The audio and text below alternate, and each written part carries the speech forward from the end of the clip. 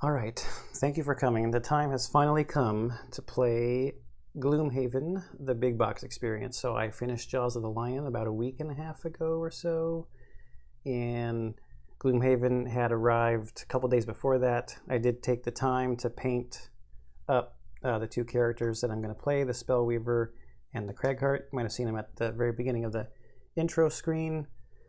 Before I dive in here, I just want to say, if you can, leave comments on anything that I've missed or any strategies or anything that you have as advice for playing Gloomhaven if you're a Gloomhaven veteran, but please no spoilers. And also, if you like this content, do hit the like and the subscribe buttons. All right, so there's a couple of things that I still need to do. I did name the characters. The Spellweaver is Flora and the Cragheart is Clegane. Like from Game of Thrones, the mountain, he kind of looks like he's a bunch of rocks. And the party is called the Sentinels.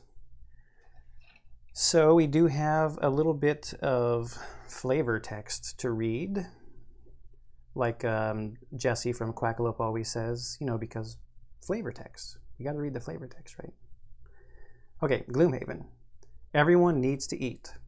Whatever your reason for coming to Gloomhaven, out here on the edge of the world, that simple fact is never going to change. A mercenary can't fight on an empty stomach. So when Jexera, a Valrath woman wearing a red cloak and enough gold jewelry to keep you fed for a decade, approaches you in the Sleeping Lion and offers to pay you 10 gold coins to track down a thief and retrieve some stolen goods, well, it seems like as good an excuse as any to sober up and start paying off your tab. This thief has taken some important documents, says the red-skinned merchant, her tail whipping about in agitation. I don't care what you do to him. Just bring back what is mine.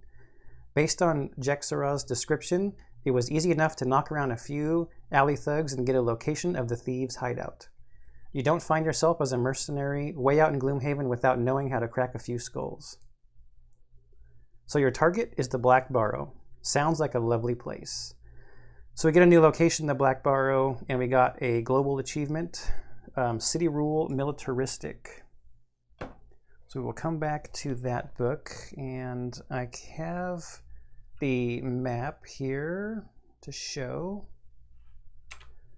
So the Black Barrow is right above Gloomhaven. I did get the removable stickers. I don't know if I'm going to have enough time ever in my life to play through more than one campaign of this, but you never know. In a couple of years when both of my kids are probably old enough to play, who knows, maybe we'll go through it again. So there's the map, and then we also got the global achievement, City Rule Militaristic, there on the game board as well. So there's a couple other things to do for setup for the characters. I have not... let me put the scenario book over there. I have not gotten their personal quest yet. I was going to shuffle and do that here on the stream. So go 1, 1, 2, and 2. And then just set those off to the side for way later. So let's look at the Craghearts first. Let me scroll this down just to make sure the mic's picking up. Yep. All right. I'll be able to read them if I put them up over here. Yeah. Okay, a study of anatomy. I'm probably going to be off the camera for a minute while I read this off to the side. The body is a fascinating subject, how it works, what makes it tick. And there are so many races to study. Just imagine if one could examine anatomies under stress to find what their limits are. Sure, there are cadavers at the university, but they are so lifeless. The best way to learn is to get dirty and experience the action firsthand. Experience your party members becoming exhausted 15 times. Open box and then like a little saw thing. Implement of light. The scourge of the undead is upon you. You can feel the presence of unnatural life choking the world. You have heard tales of a legendary holy axe held by a vile necromancer. Your goal is simple. Kill the necromancer, take the axe, and lay waste to the undead menace.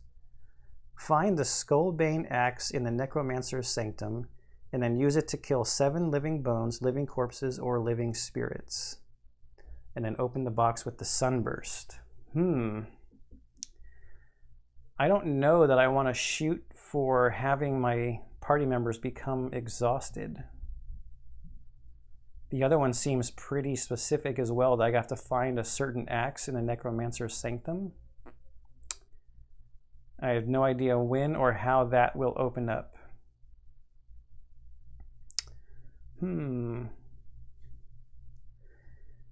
15 times seems like a lot of scenarios for party members to become exhausted. I think I'm going to go with the Implement of Light.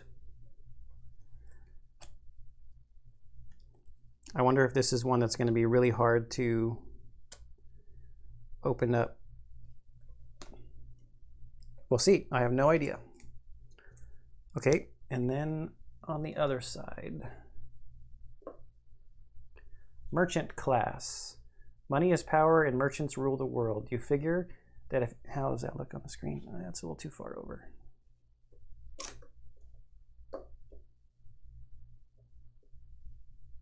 There we go.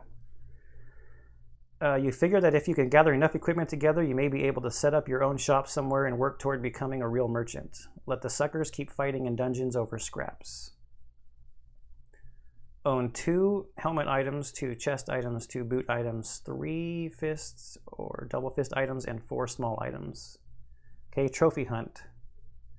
You remember that very first time an arrow shot from your bow and pierced the heart of a deer, killing it instantly.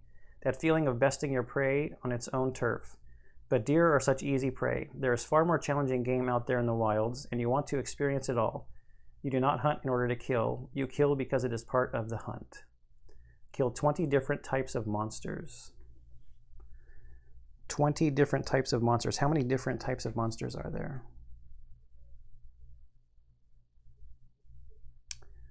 The equipment one is just getting gold and buying stuff, I guess. Kill 20 different types of monsters. I think I'm going to go for that one. 20 different types.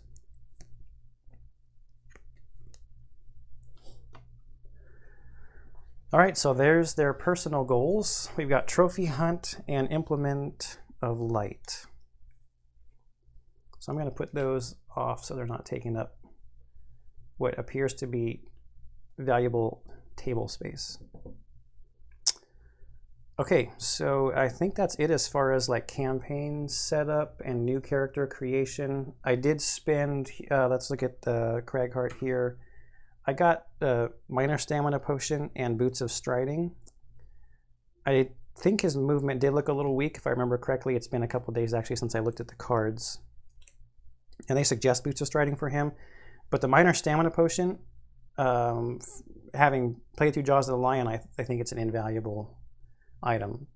And for the Spellweaver, I got the same potion, especially because her cards are so much fewer. She starts with only 8 in her hand.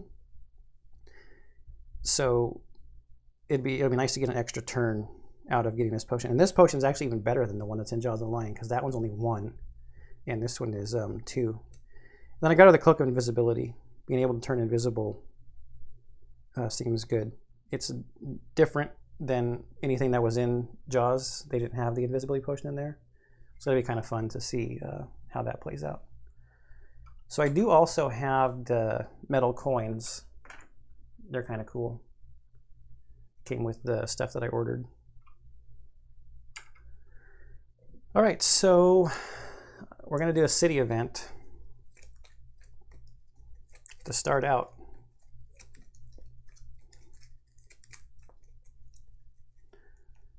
And I'll just take that one. After a night of heavy drinking, you get turned around while navigating the back alleys and find yourself standing before a collapsed section of bricked road that leads down into an underground tunnel. Fueled by curiosity and a bit of liquid courage, you descend in search of adventure. Stumbling around in the vast network of tunnels proves rather fruitless, however, until a well-concealed passage leads you to a long-forgotten stash of weaponry and dried food. The stuff could fetch a decent price at the sunken market, or you could turn it over to the city guard, which is always in need which is always in need, and it looks like they forgot the word of. So it should probably be which is always in need of arms and rations. Option A is sell the goods. Option B is donate the goods to the city. If I donate them, I wonder if I'm going to get blessed. I kind of feel like I want some money. My party from Jaws would have donated them, so I think this one, these guys are more on their own kind of mercenary types. So I think we're going to sell the goods. We're going to go option A. So let's flip it over and see what option A is.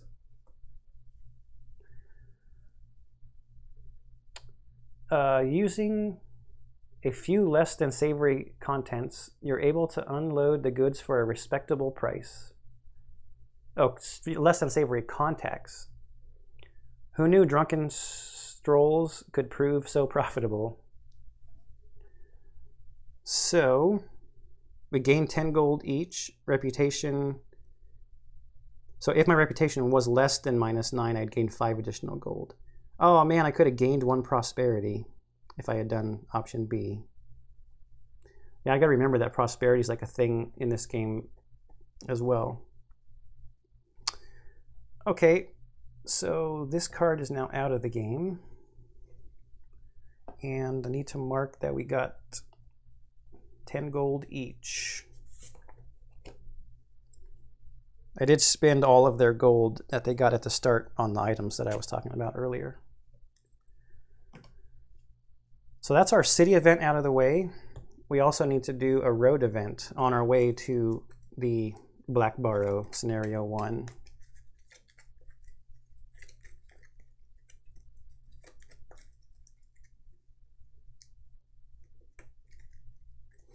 Okay, road events out of the way. All right, there was a heavy rain last night, and the roads are now dark streaks of mud, and as bad as it is for you walking, you see that others up ahead on the road are having worse trouble. You come upon a collection of wagons stuck in the mud on the side of the road. You look around and see an odd assortment of people dressed in garish clothing. They are working to push their brightly painted wagons, all emblazoned with a marvelous and magical Techno Circus logo, out of the muck. We just stopped for a quick meal, and now the wheels have sunk into this mess, a quattrel with the fancy top hat says as you approach. I'm sure our strongmen will get us out eventually, but we certainly wouldn't begrudge a little extra help. Option A, help push out the quattrel ringmaster's wagon. Or option B, help push out the fortune teller's wagon.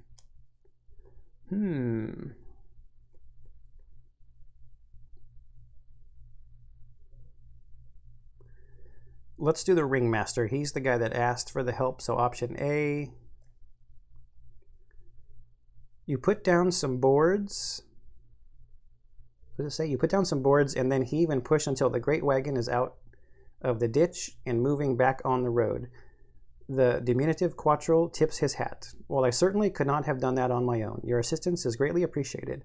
I tell you what, the next time you're back in Gloomhaven, why don't you stop by our circus and we'll let you in for free.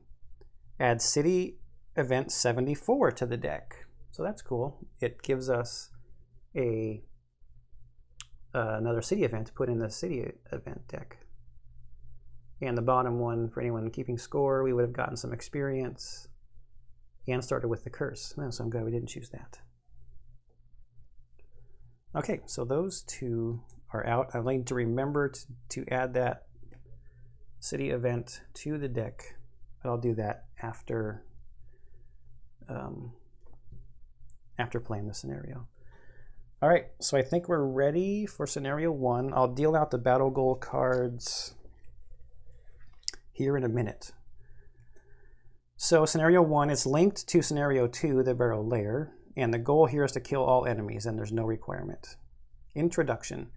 The hill is easy enough to find. A short journey past the New Market Gate, and you see it jutting out on the edge of the corpse wood, looking like a rat under a rug. Moving closer, you see the mound is formed from a black earth. Its small, overgrown entrance presents a worn set of stone stairs leading down into the darkness. As you descend, you gratefully notice light emanating from below. Unfortunately, the light is accompanied by the unmistakable stench of death. You contemplate what kind of thieves would make their camp in such a horrid place as you reach the bottom of the steps. Here you find your answer, a rough group of cutthroats who don't seem to have taken very kindly to your sudden appearance. One in the back matches the description of your quarry. Take care of these unfortunates, he says, backing out of the room. You can vaguely make out his silhouette as he retreats down a hallway and through a door to his left. Well, it's not every day we get people stupid enough to hand deliver their valuables to us, grins one of the larger bandits, unsheathing a rusty blade. We'll be killing you now. Joke's on them. If you had any valuables, you probably wouldn't be down here in the first place. And then there's a story point that we'll read once we get to this door here. So I don't think we're gonna need the scenario book for a while. So I've already got the first 3 bandit guards set up here. There's an elite and 2 normals. Shuffle the battle goals. I did not look through these battle goals, so I don't know if they're super similar or very different. The only thing I do know from seeing other videos and people talking about it is that there are some in here that have double check marks, and there were none in Jaws of the Lion that had double check marks on them. 1, 1, 2, and 2. And we'll get this deck out of the way. Okay, we'll start here with the Craighart. So we've got Zealot and Executioner. Zealot, have 3 or fewer total cards in your hand and discard at the end of the scenario. Oh, too bad that one wasn't for the Spellweaver with all her lost card symbols.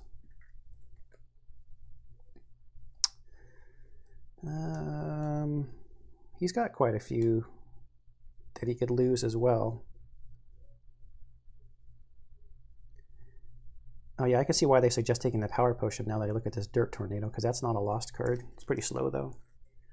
Executioner, kill an undamaged monster with a single attack during the scenario. I think we can we achieve that? 6 damage on one of these guys, 5 on a Bandit Archer. The bones have 5.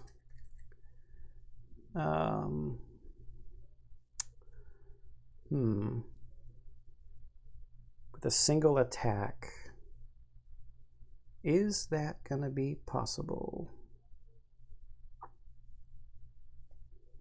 I think I like that one better than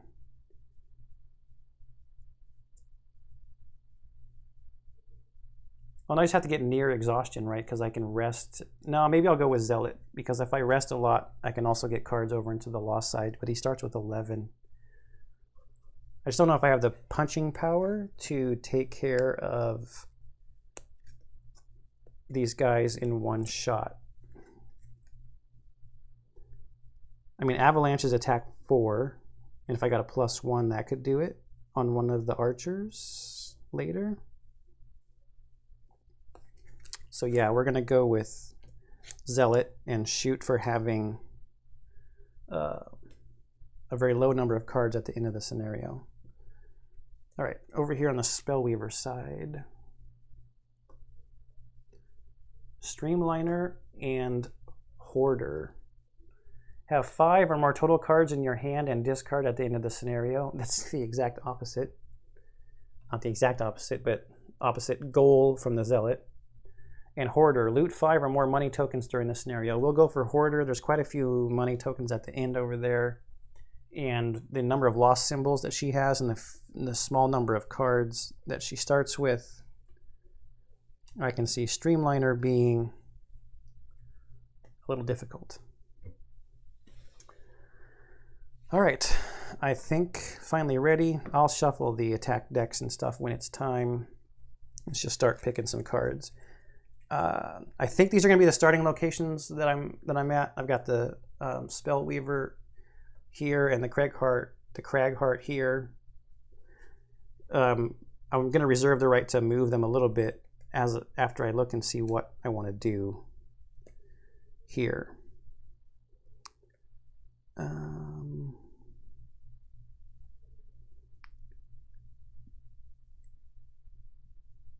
Let's see. Attack 3 at range 3. If I could go a little early I could attack this elite guy and the two guys next to him would suffer a damage and we would get nature out.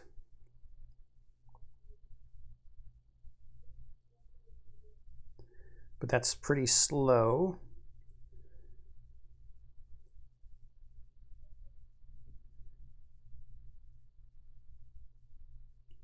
So I'm wondering if there's a quicker initiative card that I could play just for movement.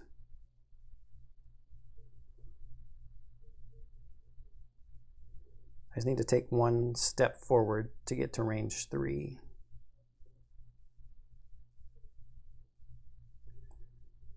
So let's go with that for movement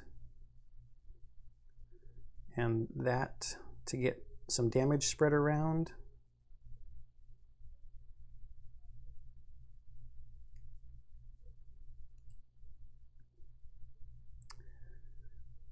Yes, I think that's what we're going to do.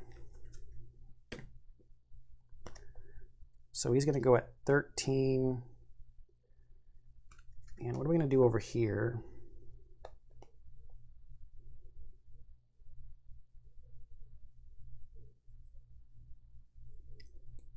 I don't think yeah.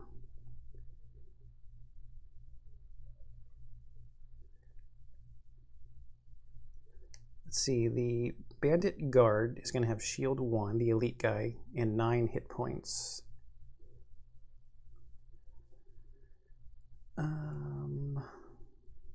And I'm 1, 2, 3.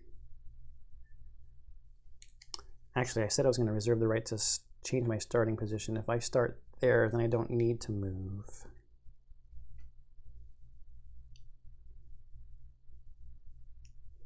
Well, let me think about what I'm going to do on this side. Flame Strike is attack 3 at range 2. But I don't want to move my Spellweaver up close. Do I have anything that will immobilize these guys? No.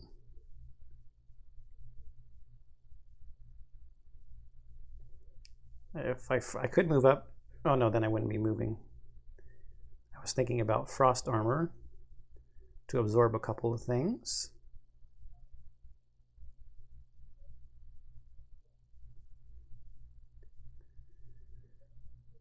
Well, I've got attack 3, range 3, target 3.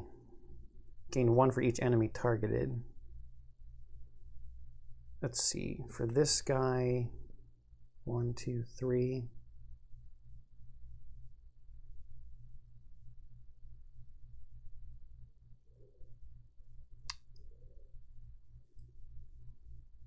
I mean, it is a lost card, but it's okay because I'm going to get, I have the ability to get cards back over on this side. Or she has a card that recovers cards from the lost pile. I need to move 2. So is there a card that I just want to use for move 2 that would give me decent initiative?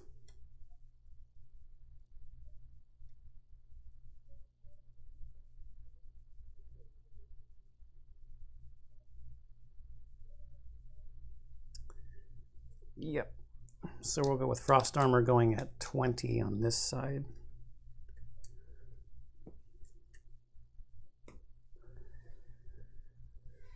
It's going to be a little interesting getting used to not having, and I kind of chose these two on purpose, not having a tank.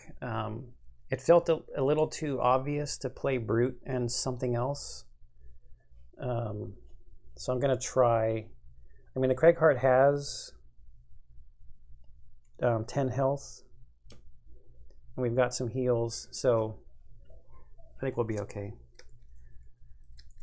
And I actually don't even need to change where I started, so we'll just not take back and not cheat. It's not really cheating, but just start there.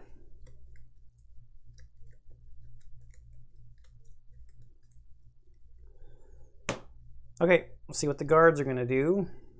They're going to go at 30, move +1, and attack -1.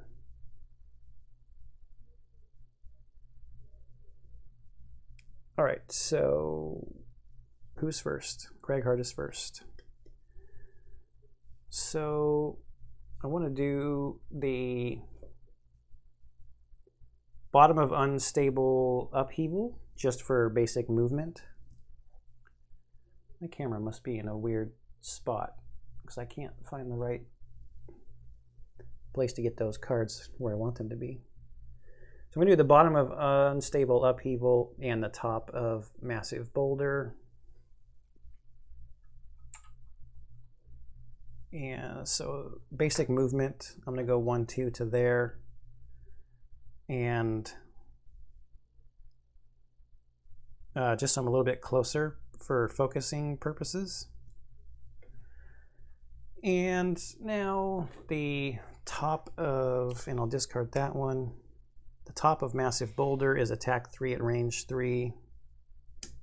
So let me shuffle his modifier deck. And I'm targeting the elite because all allies and enemies adjacent to the target would suffer 1 damage. There are not going to be any allies next to it, but we do got a couple enemies next to it. And before I forget, let's bring out some nature. So against the elite, attack 3, -1, and he has a shield. So that's a little lackluster. And he is standing number 1. And we have no extra wound or anything like that against him. And then the 2 guys next to him, standy 5 up there and 6 down there, are also suffering 1. All right, not the best start. Could have used a ×2 there, would have been nice. And over here, the cards that I chose.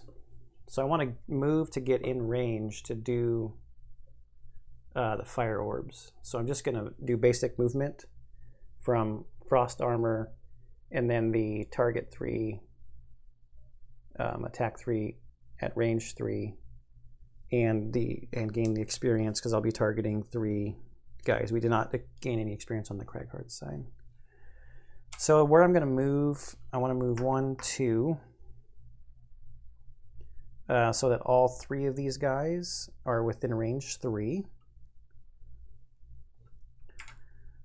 And so that takes care of basic movement for that card. And on this side, we'll shuffle this. Have to move this over a little bit.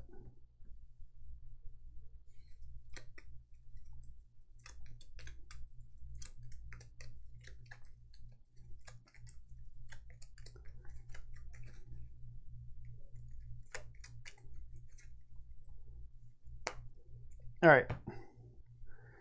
I like starting with the elites when I attack. So we are at attack 3 +0. He has a shield, so that takes it down to 2. So that's 3 damage on him. And now we'll go top to bottom with the normals. It's attack 3, null, and the bottom guy attack 3. -1 is 2, and the bottom one is standy 6. We got to remember to shuffle that. I do get 3 experience points for targeting 3 guys.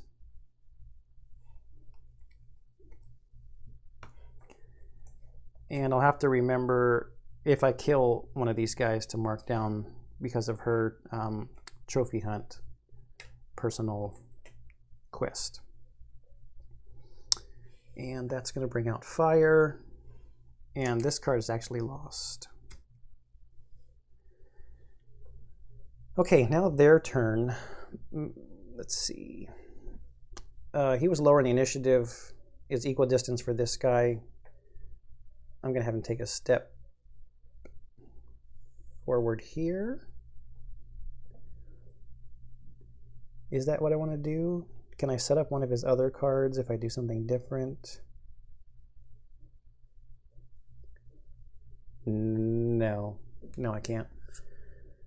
Okay, so he's going to move there and attack the Craighart.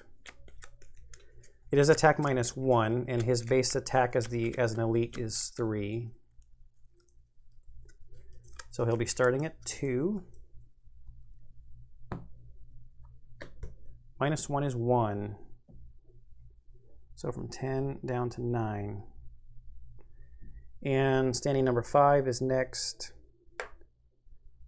We'll have him take a step forward. And his attack goes to 2. No, it starts at 2, goes down to 1 because it's -1, so that's 1 damage. So that's 8.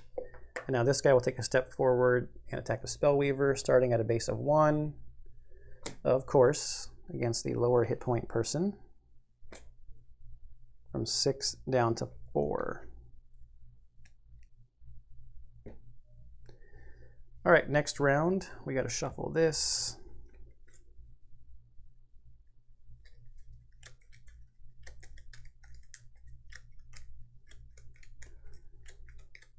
Real quick.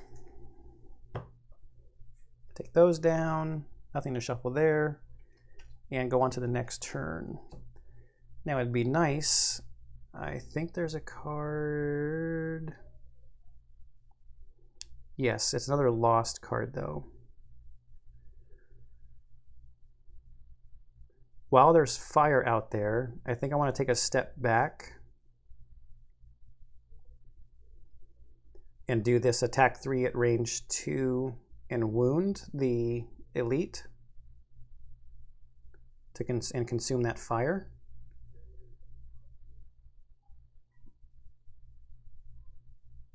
Or I could put retaliate, but retaliate I still have to take the damage, so that's not the best.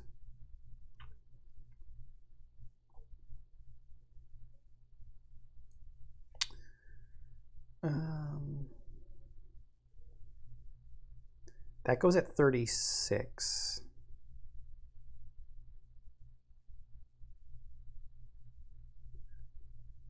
I could do Mana Bolt to get another experience, but I think wounding and trying to have the bandit, the elite bandit guard bleed out because he has a shield might be a little better. So I don't think I'll be recovering all my lost cards this early, so I'm going to use this card to move and this card to attack, so I'm going to go at 36.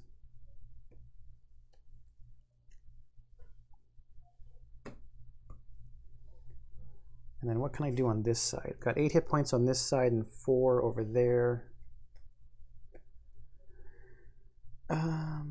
There's no obstacles for me to push them into.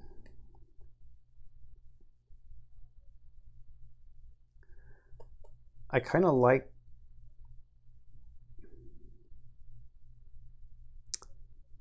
this combo of Avalanche. I mean, it is a lost card and it's kind of early to lose a card.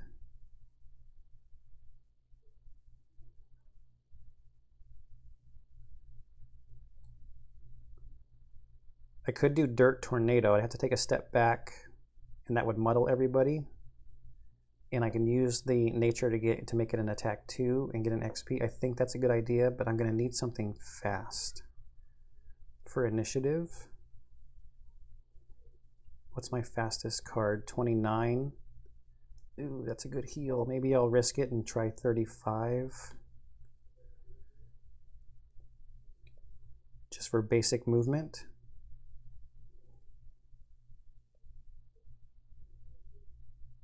I do have a heal on this side as well. I think I'll go at 35, take a step back, use up the nature, use a Dirt Tornado to muddle these guys in case they get some more attacks in.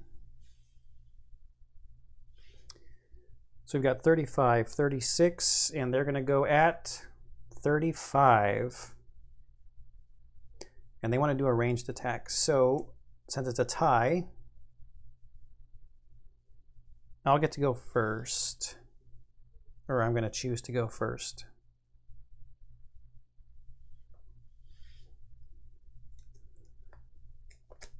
So I'm just going to use Crushing Grasp. I don't think I need to put it up to just take a step back.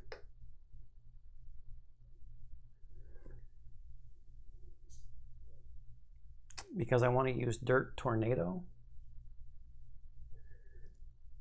I can move it over maybe a little bit and we can see the map as well.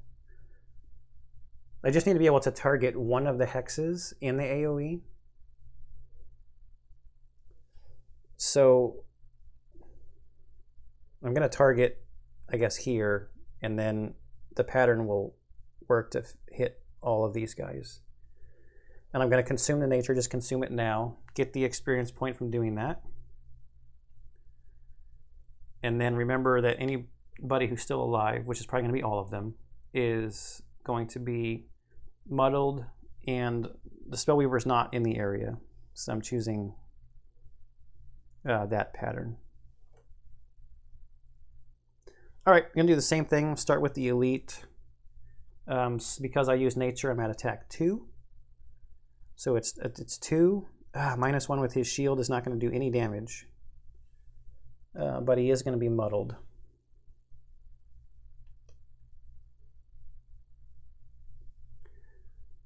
All right, and then we'll go with this normal guy here. It's attack 2. +2 is 4. That's standing 5. Yeah, he's got 1 hit point left. And now down here, standing number 6. We're at attack 2, and he's got 1 hit point left. All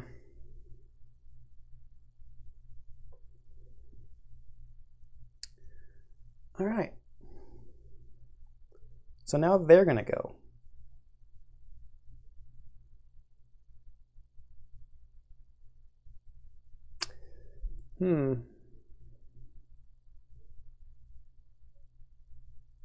I think I made a mistake by backing up.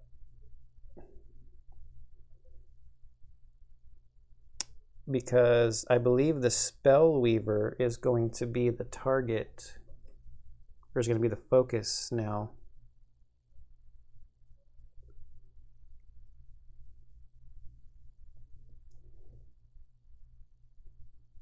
I might have to ditch a card. Oh, they're all muddled, so we'll see what happens. Maybe I won't have to ditch a card. Maybe they'll get no damage. It is attack +0. His base attack is 3. Oh boy. Starting with the elite guy. I believe I'm the focus, but he is going to then want to take a step back to not have disadvantage against me. Because the Spellweaver is the closest person.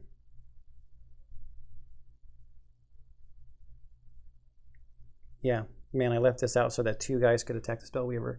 Okay, but targeting at a disadvantage, starting at a base of 3. -1 is 2. Already down to 2.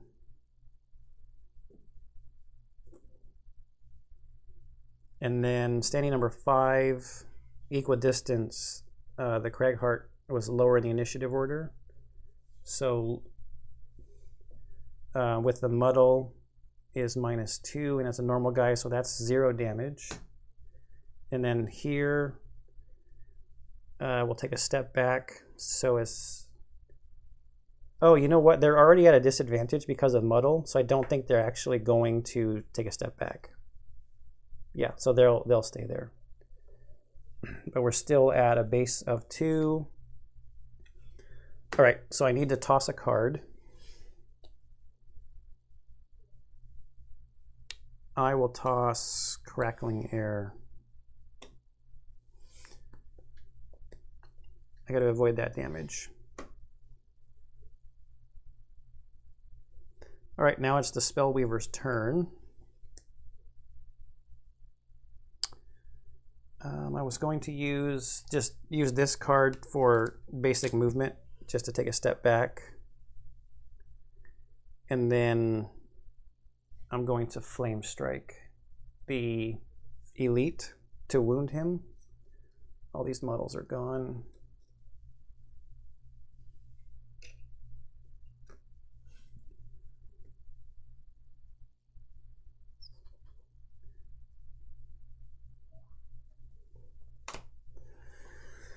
All right, so on the elite guy, we've got attack 3 at range 2, and we're going to consume the fire to add wound. So it is attack 3, plus 1 is 4, minus 1 from the shield makes it 3, so he's at 6, and wounded.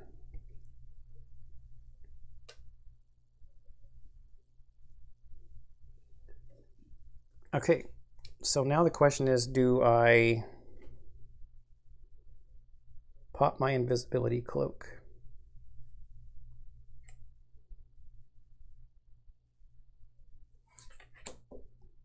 I'm going to go super early and be able to heal myself. Back up to 5. I'm not going to pop my invisibility cloak. I'm just going to go super early and heal myself. And I can take out, I mean, it's 5/5, unless I'm not even going to say it. I'm not going to say it. I'm not going to jinx myself like my entire playthrough of Jaws of the Lion. All right, so what are you doing over here? I can't remember what I named him. Oh, Clegane, the Cragheart.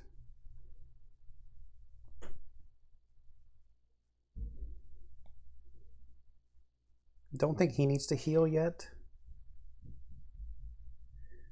Oh, you know what I could do? Oh, I can't jump though. Let's see, 1, 2, 3, 1, 2, 3, 4, 5. No.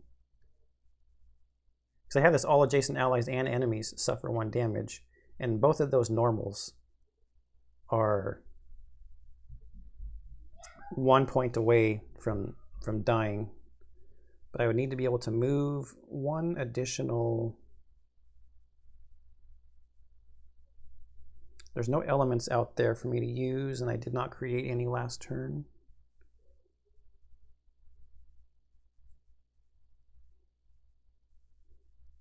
I think I still like this move though. Take a step forward. And just the 1 normal at the top will just die. Have the Spellweaver maybe move around this direction so the Cragheart's in the front. But no, wait, the Spellweaver is not actually going to be able to move because I have to heal. Yeah. I think we're going to do that. And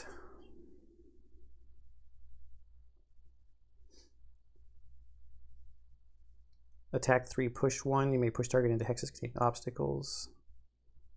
Don't really need to do that.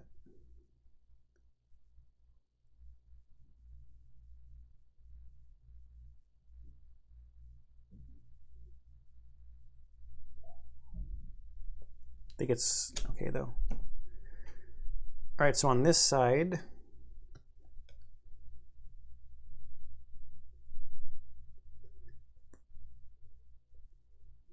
I want to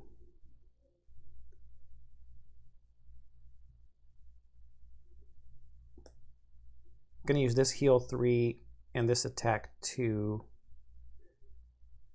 at range 3. That might be able to put enough damage on the elite guy where he's just going to die.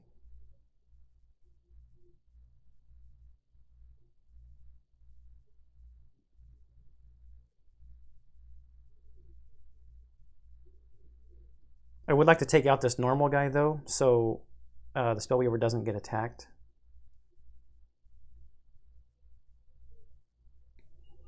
Let me see what card they draw. And I'm going at 7, and I might actually even use my minor stamina potion to get some cards back so I don't have to rest yet. Losing an extra card this early, even though I can recover lost cards, was not ideal. Okay, so let's see what they got. There was nothing I needed to shuffle, right? Nope, I don't think so. So they got 50, move plus 0, attack plus 0. All right, so the Spellweaver is going to go first.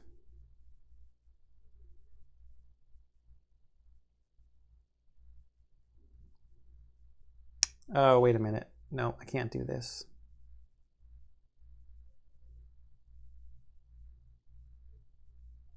those are both top actions. All right, one moment.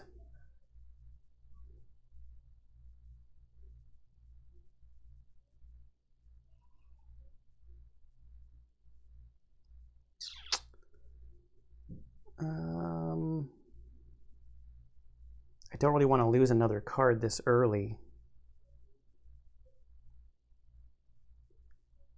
I guess I just do both heals.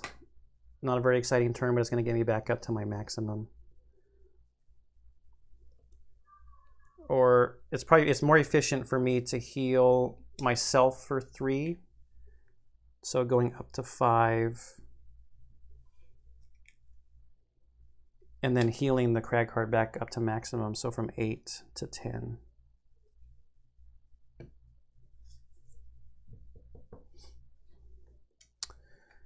Okay, over here,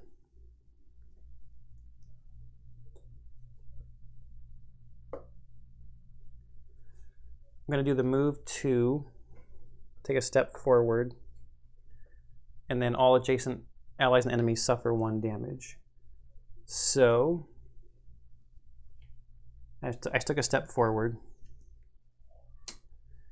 and that's going to create nature before I forget. So standing number 5, that's going to take him to 6, and it's just going to eliminate him. So we'll drop a coin, and then it's going to take the elite up to 7 damage.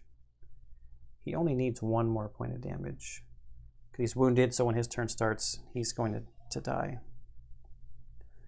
Yeah, it's too bad the Spellweaver is going to be the target here for this other bandit, but there's nothing I can do about that at this point. All right, so we've got Heaving Swing.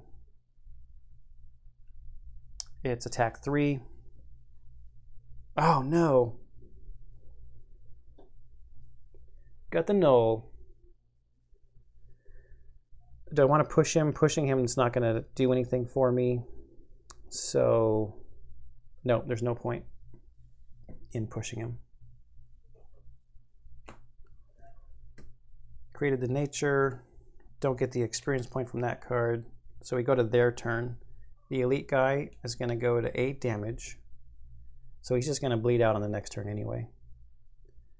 And he starts at a base of 3. Actually, did I pull the null up here? No, I did not. All right, so he's going to start at a base of 3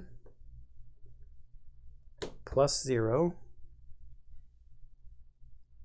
Takes me down to 7. And then the normal guy will take a step forward because that's the Spellweaver would be the focus. And his base damage is 2. Oh no. Just completely nullifies all of the healing that I did.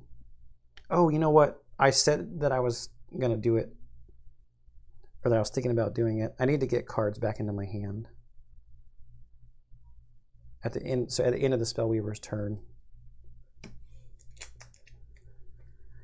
Now this is going to be a little cheaty though, because I know what's happening on the bandit's turn.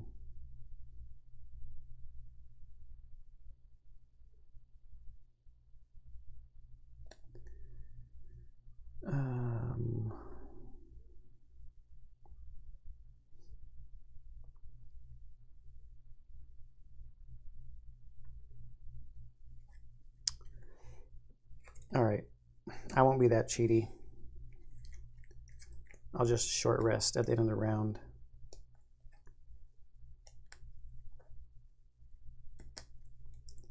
Back to 2 hit points again.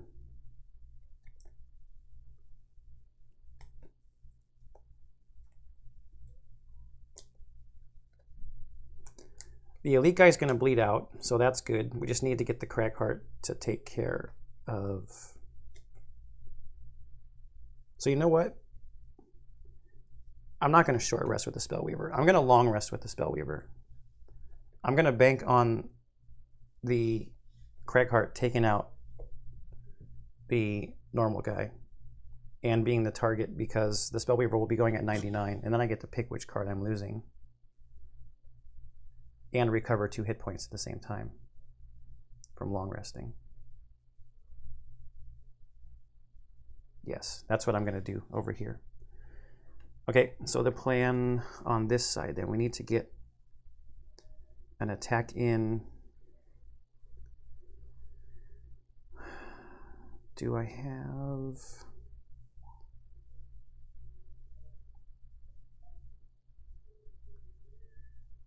a good ranged attack? I've got attack 3 at range 3.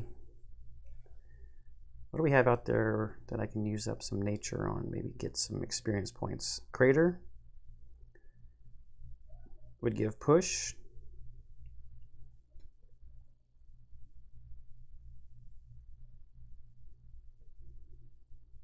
And I could heal the Spellweaver for 2. And go at 38. I hope that's quick enough.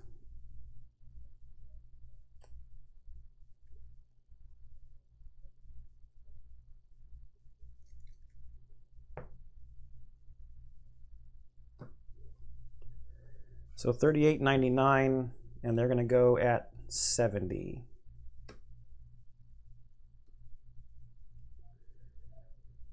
All right, so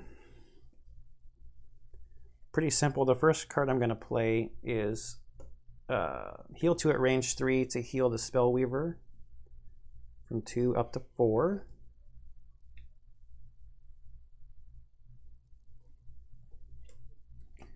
And then Crater is attack 3. I need to shuffle his modifier deck. And we're going to use up this nature up here so I can get the experience point, and push is probably not going to need to be a thing. Do I have a loot card in this deck?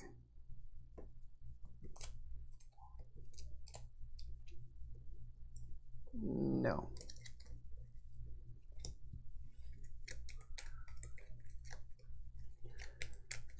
All right, attack 3 at range 3. +1 is very much dead. Remember to, let's see, he was there. Get the experience point. Don't need to push him anywhere. Drop the money token. So that's his turn. The Bandit's turn is next. With the wounds, that would take him to 9 at the start of his turn, so he bleeds out. And he is also gone. All right, so long resting on this side. Which card do we lose?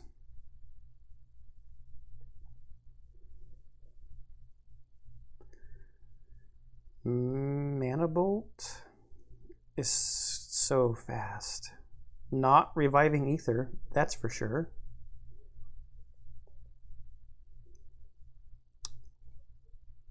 Maybe Frost Armor. That has the potential for the long range though. Oh, Flame Strike. Yeah, Flame Strike.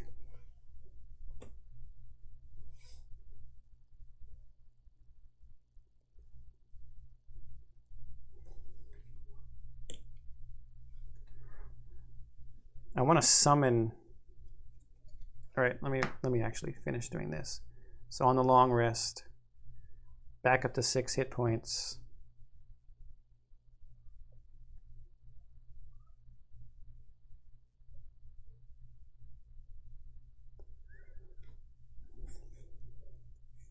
Trying to think about next turn. The Cragheart. 3 cards left, should probably rest.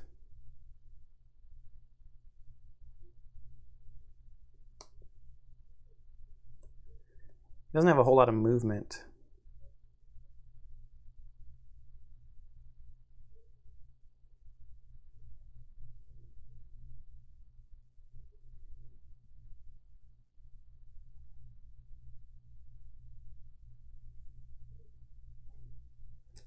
These are all recovered. If I moved 4, 1, 2, 3, 4,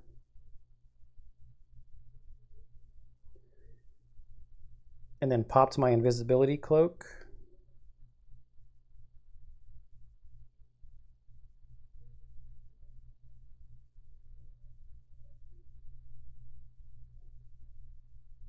and summoned my guy. 1, 2, 3.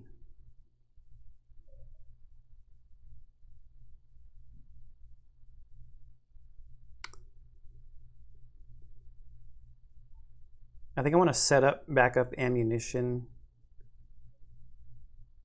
So I'll use opposing strike for just basic movement to take a couple steps forward.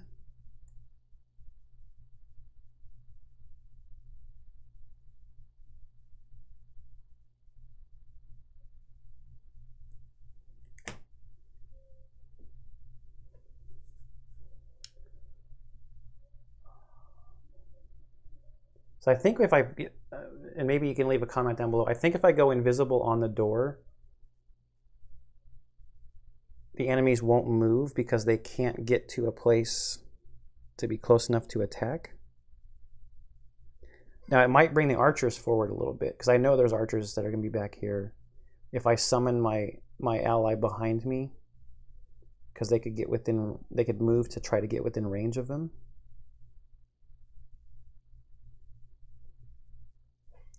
I think that's how that works.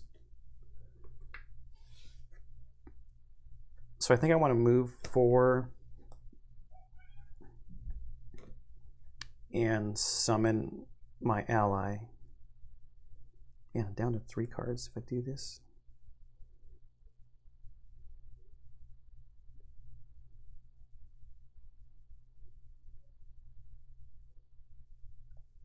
I have another, yeah, I have this other move 4.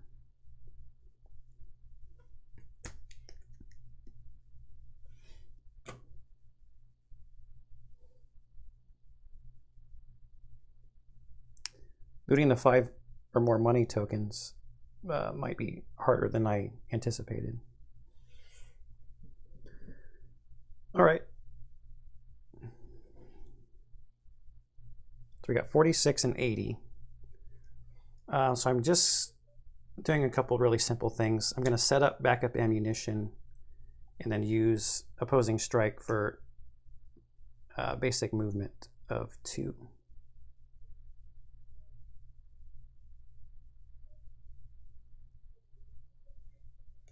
So I need to grab one of his little tokens.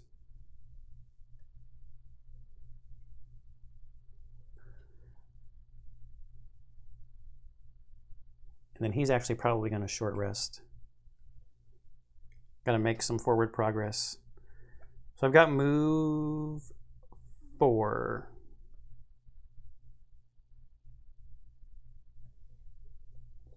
So I'm using the move 4 from this card here. And I'm going to go 1, 2, 3, 4, and that'll pop open the door.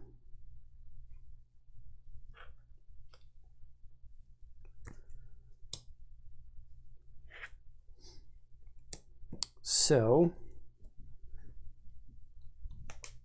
for 3 characters, we need another elite bandit here, elite bandit guard. And then I need to set up an elite archer there and a normal archer there and there. And I've got them here.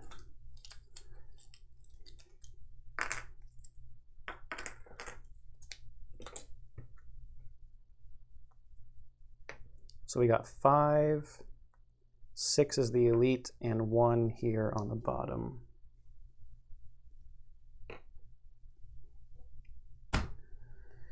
And we'll draw their cards real quick. So for the guard, it's going at 50. And the archers at 16. So the archers will go before the guard. So the other thing that I'm going to do is I'm going to summon my mystic ally. What did I do with the summon tray? It's over here.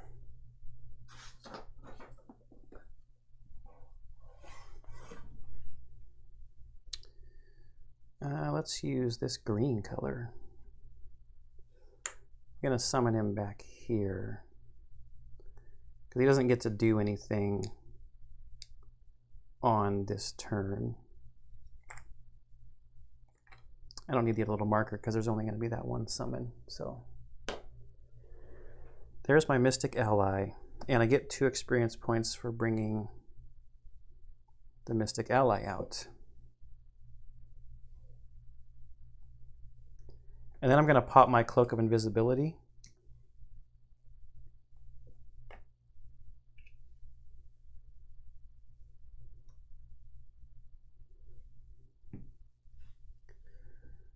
So we go to the archer's turn. Now I think the way this works,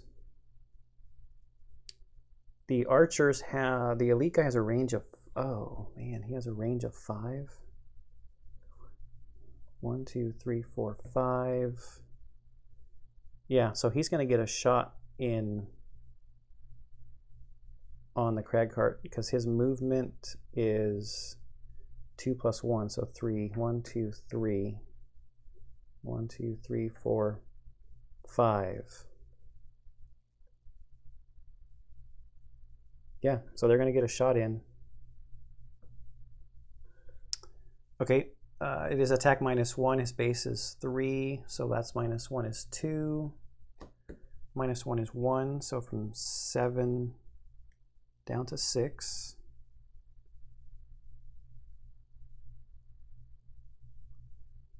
And then the normal guys got standing number 1 right here.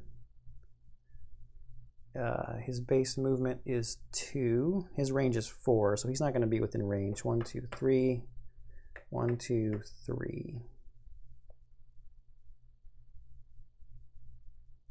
1, 2, 3, 4, not within range. But they still wanted to make progress towards the spot where they could. Now for the guard, I believe the guard is a different story because he just can't get, there's no path to a place where he can do a melee attack because I'm considered an obstacle in the doorway. These guys can shoot over and through the obstacle, different story. But he has no path to get to a hex to attack any of my characters because there's a wall here, so these 2 hexes are not adjacent. I don't think he moves. Don't think he moves. It's too bad he's an elite guy. All right, so I'm short resting on this side. I can't afford a turn of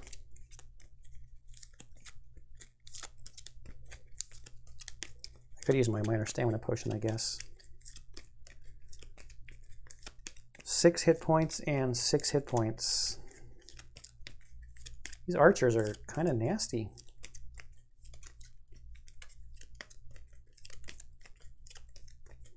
I hope it wasn't a mistake popping my invisibility cloak this early. Don't know if I would have needed to do that when I was going to use my ether recovering card. Okay, massive boulder. Attack 3 at range 3. I really don't want to risk losing one of my heal cards, so I just think that's going to have to be the card. That's going to have to be the card. All right, what are we doing? Dirt Tornado seems really good. It'd be great if I could get some nature out there, though.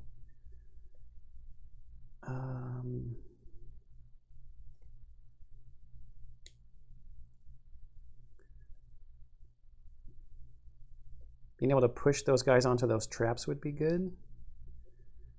Attack 2 at range 5. And I can add a target. 1, 2, 3, 4, 5. It is only attack 2.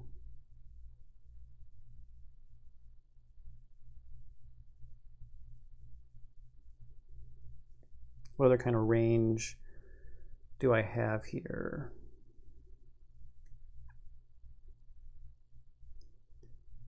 Attack 3 at range 3. 1, 2, 3. I can't really get into a good spot where these guys are now to be able to target more than one guy and not be at a disadvantage.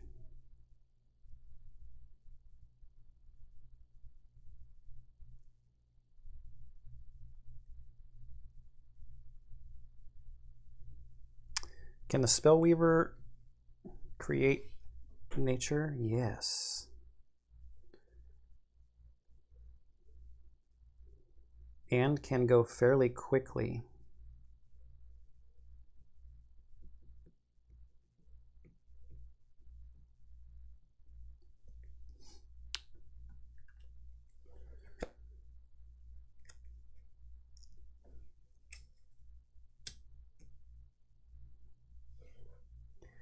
So if I do that, I'm losing another card.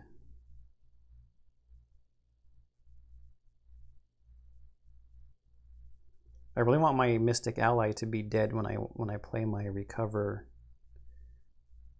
all lost cards, but I don't know if that's going to be a thing that I can have happen.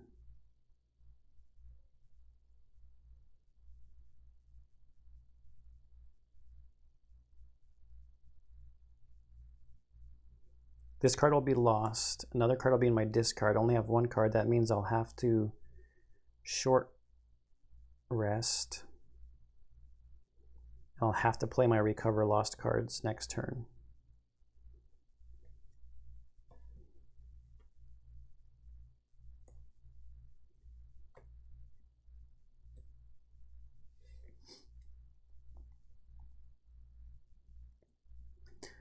I mean, I'm learning how to play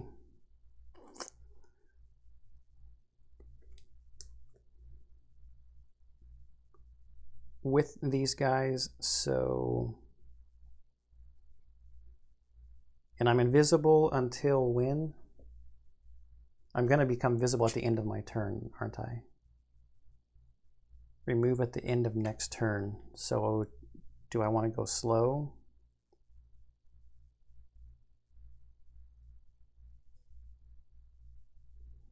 I think I'll do, and I think I do, and then I'll rush my guy in.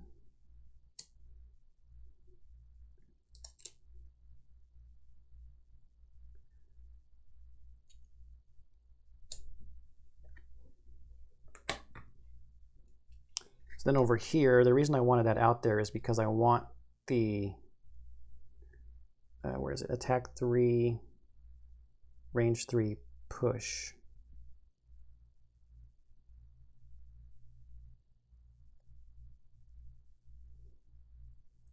Push that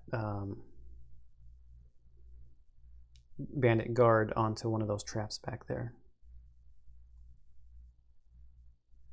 So that's 61.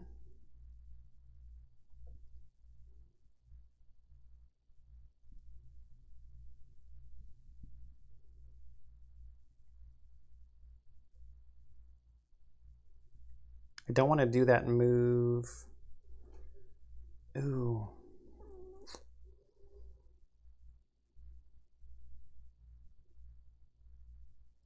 That's so slow, though.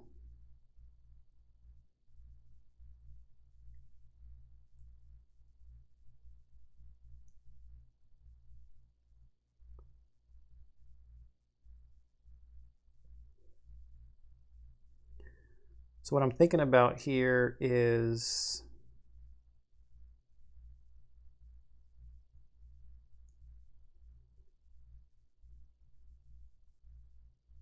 using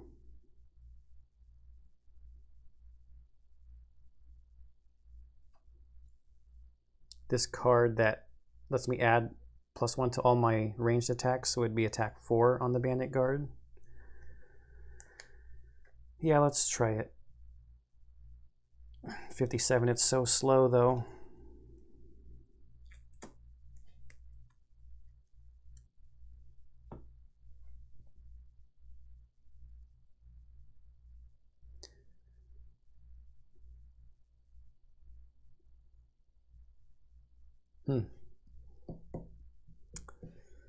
Archers are going to go at 31.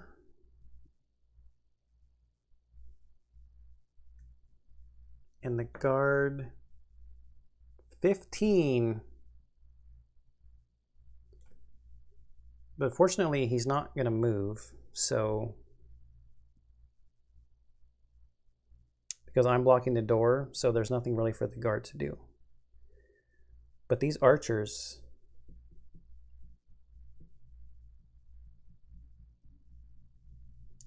are putting in some work. 31, they're going first. And this elite archer, again, is at range 5. 1, 2, 3, 4, 5. Yeah, his base attack is 3, and there's no modifier on this attack going against the Cragheart. So it's 3 + 1 is 4. It's going to take me down to 2.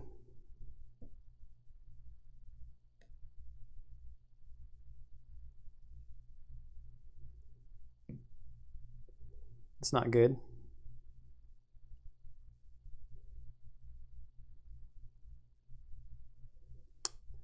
So normal standing number 1, his movement is 2. 1, 2, 3, 4. Yeah, and he's going to be able to get in range to attack. Fortunately, this guy's not going to be able to get in range. Oh, yes, he is. 1, 2, 1, 2, 3, 4. Oh, man. I have to burn some cards. All right, so standing number 1, his base attack is 2. -1 is 1. That'll take me down to 1.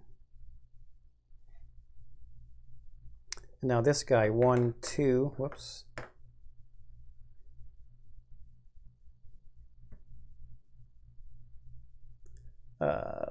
Base attack of 2. Oh, yes, the null. Saved his butt.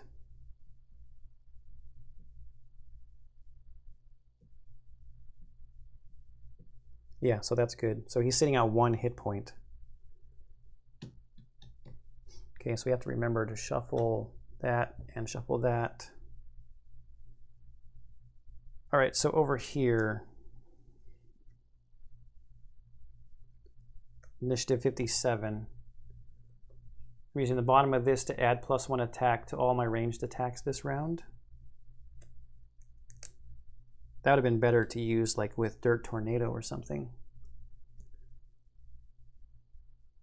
Yeah, this... Oh, this is so stupid.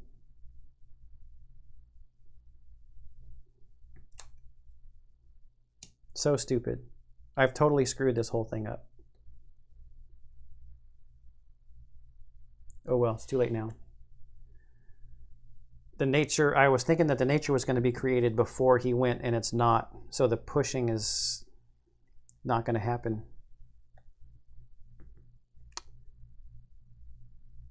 Yeah, oh well, so it's attack 4 at range 3. 1, 2, 3.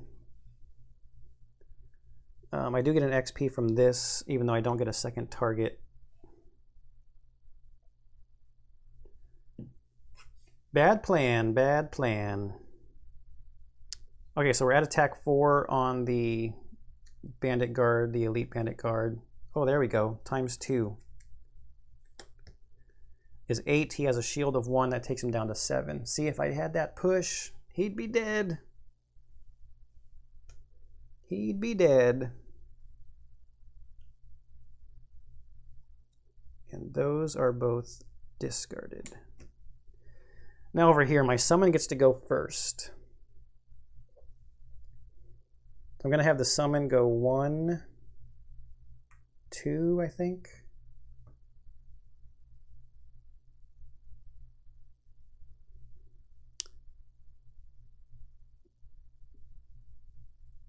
Yep.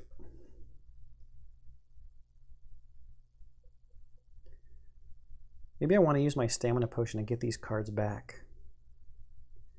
I think I do because I want a Dirt Tornado next turn. Yeah, I'm going to use my minor stamina potion on the Cragheart before I continue and get these 2 cards back into my hand.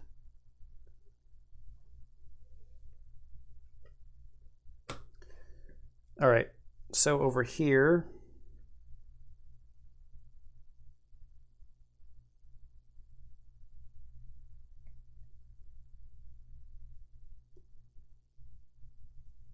heal 3. I'm going to use the bottom of this of Mana Bolt to heal the Cragheart up to 4. That was nice of me. And then I'll attack 3 at range 4 on... Oh wait, hang on, back up. I didn't finish my summons turn. So he moved. Who do I want him to attack? He's got 2 range at an attack of 3. I could chance it and see if he might be able to kill the Bandit Guard. So if I do that, I don't want to move that close. I want to move over here into the corner.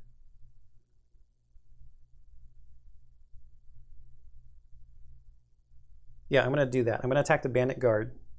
The summon has a base attack of 3, range 2, so we're at 3. Ooh, +2 with his shield. He's just toast.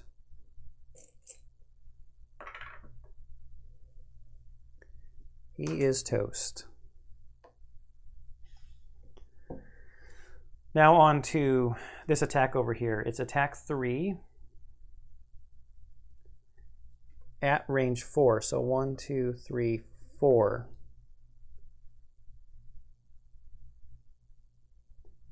So my target will be the guy in the back, the elite archer. I can additionally target all enemies on the path to the primary target. So I'm going to target the elite guy first. So that's attack 3 times 2. Finally, things are starting to come together. Is 6, and that's standy 6.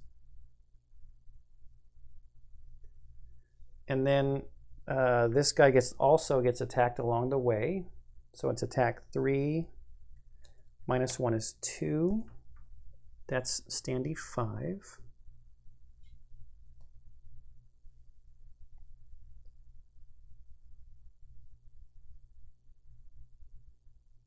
Okay. I get an experience point for each enemy that was targeted. So that was 2 guys targeted. So that's going to take me up to 7.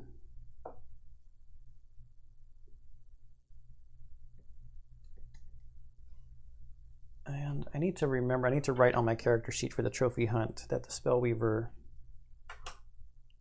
killed a Bandit Guard in this room over here, just so I don't forget.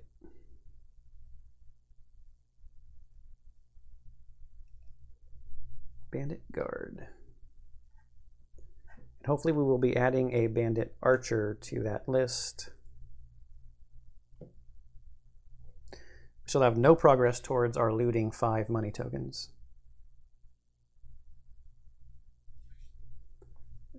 Create nature, and this is a lost card. I'm also going to use my minor stamina potion to get these 2 discarded cards back into my hand. So if I play 2 of them, I'll have 1 card. Let's see, I'm also no longer going to be invisible. I'll have 1 card in my hand. I'll have to lose 1 card. All right. Yes. That is what I want to do. And I am going to go over here at 7, heal the Cragheart for 3. And do a ranged attack. I could be playing with fire with my hand size over here. All right, and then on this side, I need to take a step forward, but I want to go, what's my fastest initiative card? 13? Oh, wait, but I need to use, oh, this is going to be so slow.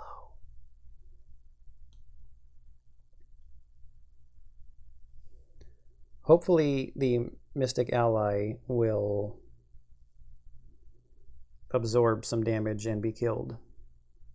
I want it to be killed so I can recycle the card. Dirt Tornado with that +1 is so slow.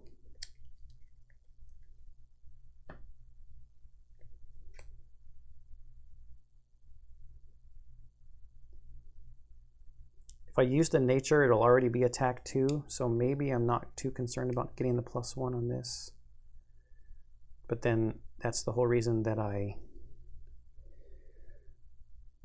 Oh, and I'm not close enough. I can't do that. I need to move up.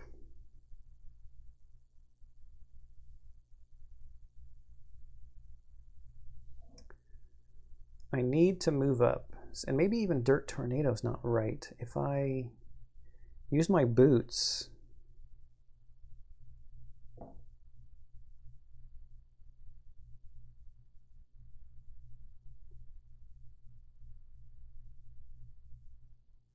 Unstable Upheaval's pretty good too. If I move 1, 2, 3, I can target all enemies.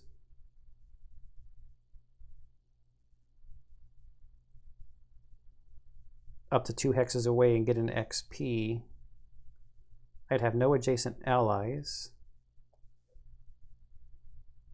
If I use that nature, I'll be targeting...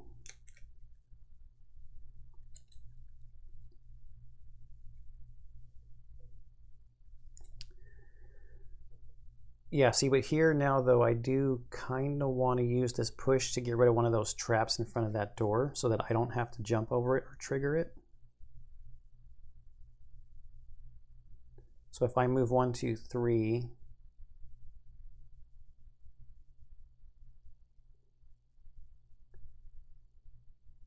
like to this spot here, and shoot, say,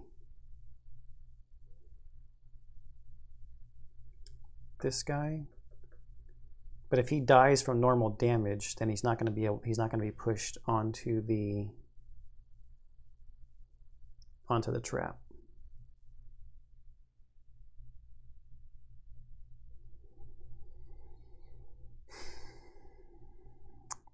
I might go with this plan of moving up. So I need to use my move 3. I need to use the Dirt Tornado card for this.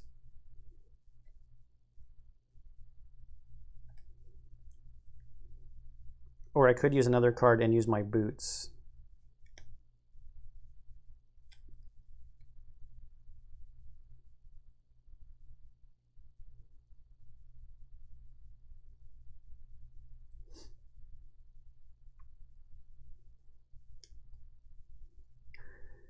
This is part of the fun part, is learning a new character, learning new cards.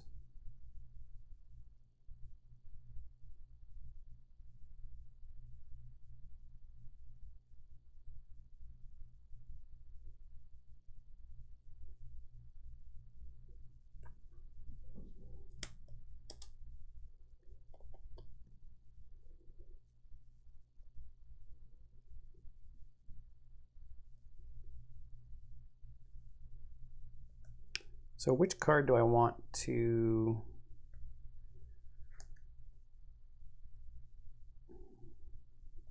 I've got to move up. I'll just do this. Just get it going. Get it moving. So we've got 13, 7 and 13. We have to shuffle the guards. Oh, the guard is dead. And his deck needed to be shuffled. So the archers are going to go at 32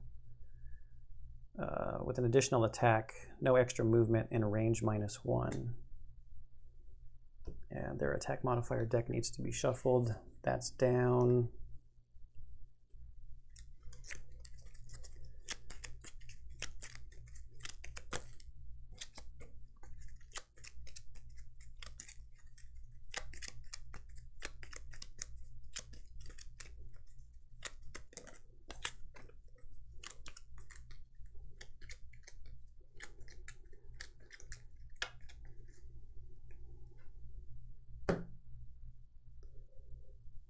so this also needs to be shuffled. Both of them do. Both of the ×2s came out. So I should have actually been thinking about the fact that the Spellweaver has so few cards. When I was looking at those personal goals about being the one about having, you know, 15 times, it might actually, the Spellweaver may be passing out quite a few times during scenarios as I go through the campaign.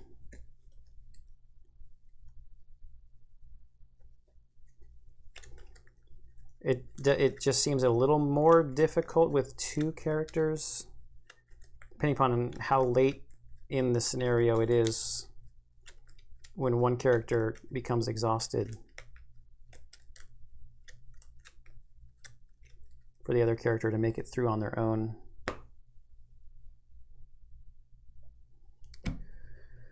Okay, so we're at 7 over here. So the summon gets to go first.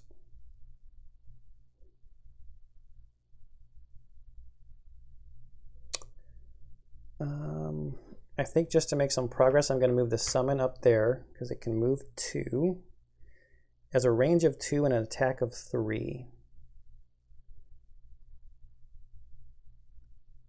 I think I'll try to put some damage on this guy because I have a target or something that's going to target a lot of enemies over here. So it'd be good to get some damage spread around. So we've got an attack 3 going on standing number 1. -1 is 2.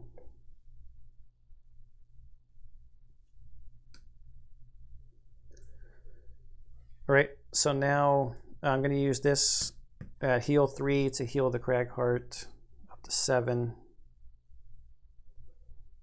Looking pretty good there. And then we've got an attack 2 at range 3.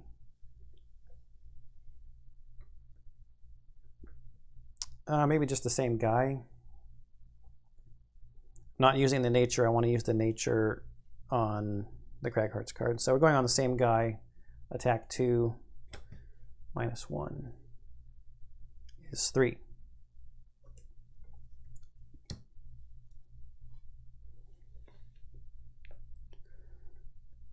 Okay.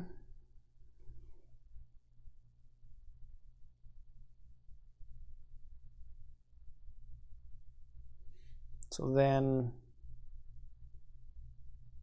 they're going at what, 32? Okay, yeah, so over here, Cragheart. I've got move 3, so I'm going 1, 2, 3 for that card. And then I'm going to do the top here of Unstable Upheaval using the nature. So I can target all enemies up to 2 hexes away. And this is not a ranged attack, so I don't have to worry about having disadvantage against these guys that I'm right up in their face. There's no... Oh, there is an ally adjacent to me. So the Mystic ally is going to suffer 2 damage and be gone. So moving him was dumb, but I'm halfway okay with that because I can get the card back when I recover lost cards. All right, so we'll just go around the horn here. Let me get that 2 experience before I forget. Do my normal thing of starting with the elite. So what is it? It's attack 3. -1 is 2, so but that is enough to knock him out. And we'll go with the guy right in my face. Attack 3 +0. That's standy 5. Takes him to 5 damage. Knocks him out. And this guy here is attack 3 +1. Knocks him out. So they don't even get to go. I wish that summon was... I kind of wanted him to step on the trap. But that's okay. And this card is lost.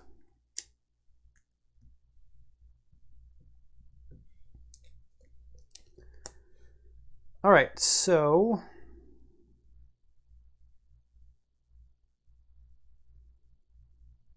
I have to do some type of resting over here.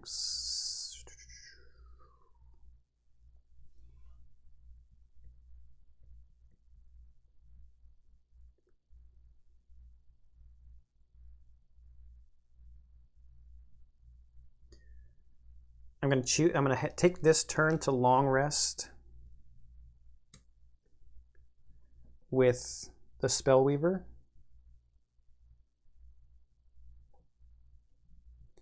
And I'm actually going to take a turn over here.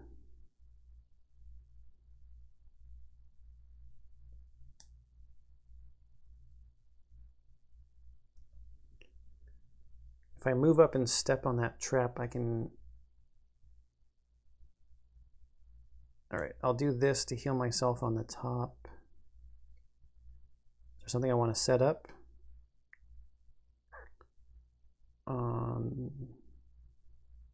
No, I need to move. My plan is to move onto the trap and then long rest on the next turn with the Cragheart to get those experience points back. Give the Spellweaver some time to move up closer to the door before I open the door.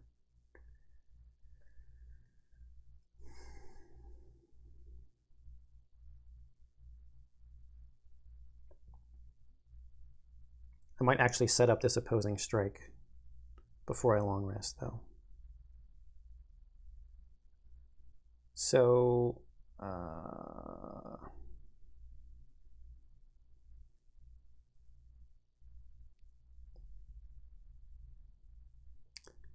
about Avalanche?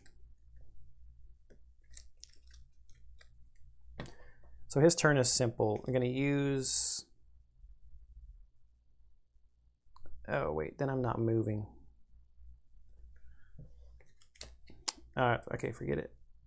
I'll do the heal on the top here. So I'm doing this heal on myself. That'll take me... No, actually, wait. First, I'm going to do the basic movement on the bottom of Avalanche and then just discard it to go 1, 2, trip the trap. So that's going to do 3 damage to me, taking me down to 4. Then I'm going to do the heal at the top of that other card, taking me to 8, and discarding it. Long resting over here, I'm just going to get rid of Frost Armor, and now I have these 2 cards.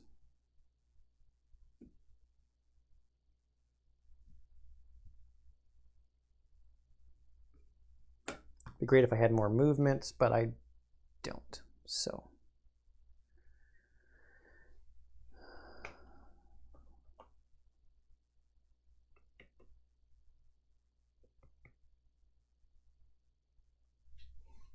changing my mind. No, I need to move. I'm not changing my mind.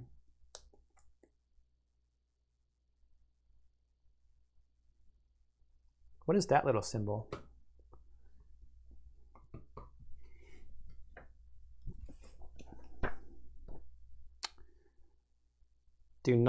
Does that mean do not return it to the deck? Oh, cannot recover is what it means. Cannot recover. Okay. So next turn, I think I want the Cragheart to set up his Retaliate card. Opposing strike. And Hoarder is going to be a little difficult, but I want to get some more money. Oh, but that's a bottom card as well. So I just have to pick a card to play to get rid of.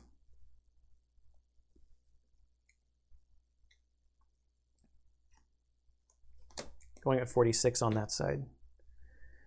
And over here,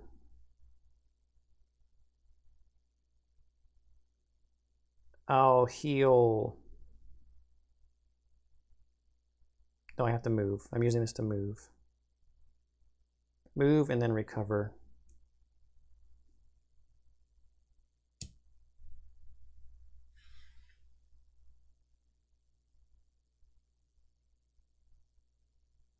The top of Frost Armor and the top of Mana Bolt are exactly the same.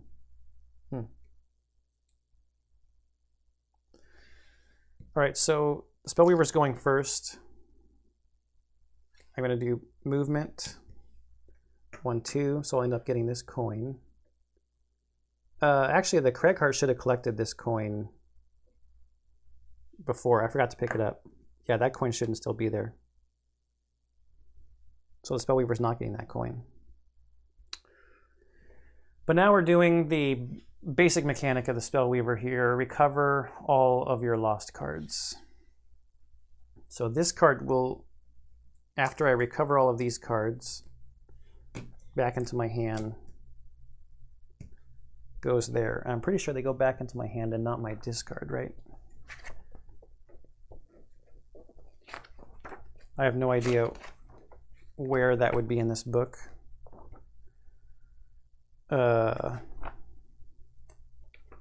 That's how I'm going to play it. They go back into my hand. Yeah, I don't want to spend the time looking it up. So this could be one place where you could note, hey, you made a mistake. I feel like I should have generated something. Yeah, nature should have been out there, but it's going to go away. All right, on the Craigheart side, I'm setting up this Retaliate card and then just tossing that card as the top card for nothing. So this Retaliate card is on the next 6 melee attacks against him. I'll gain Retaliate 2. So the attacking enemy will take 2 damage back. I have to survive the attack in order for that to be applicable.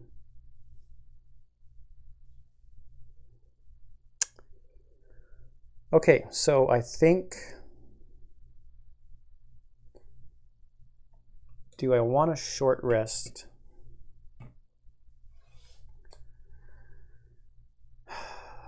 Do I want a short rest?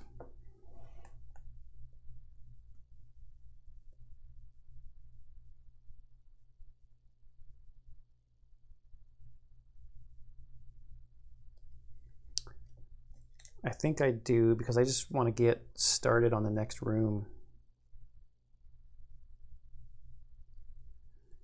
Or I could long rest and setting up my Mystic Ally though.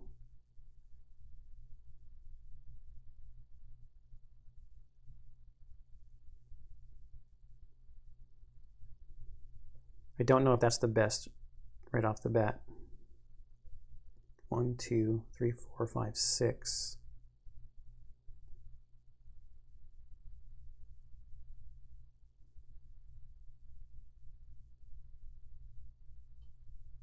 I think I just want to get started on the next room.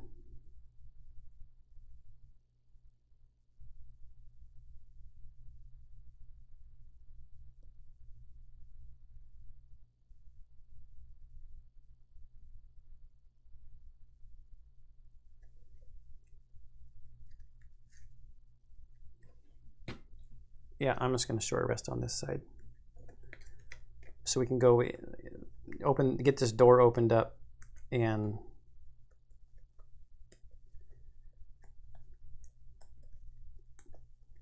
get started with some full hands here.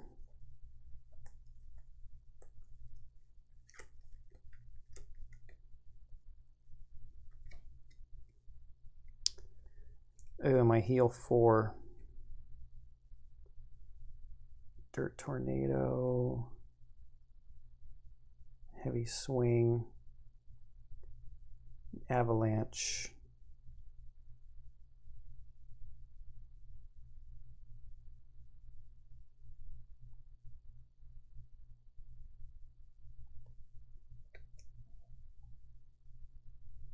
I don't want to lose this heal, so I'm going to take the hit.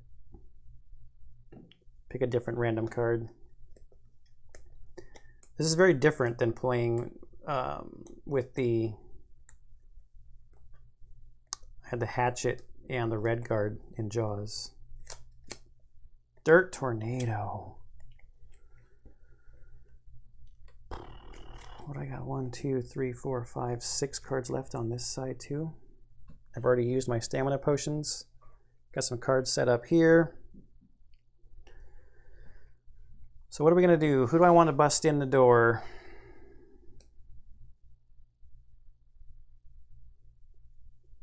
I think I want to play some stuff where I'm not going to be losing cards.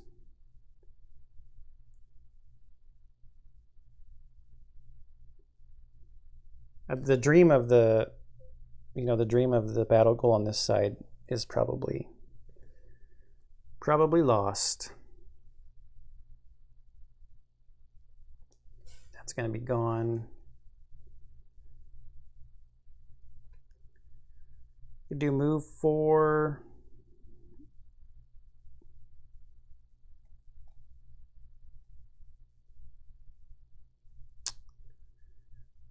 Let's see. Can I get nature created on this side and then use it up?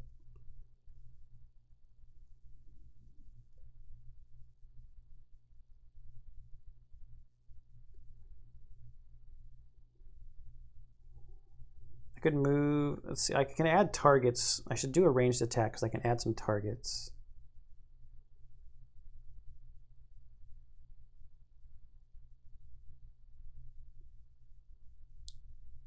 So Crater's an attack 3, and it's a ranged attack. That's my biggest ranged attack left.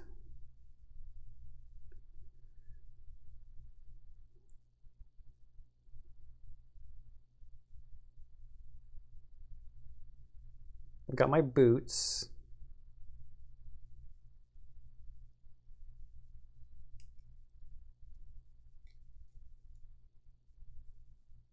That's my only range. Oh no, I have this one that's range 5. It's attack 2. Oh, and I could. Oh, I don't have nature to consume though.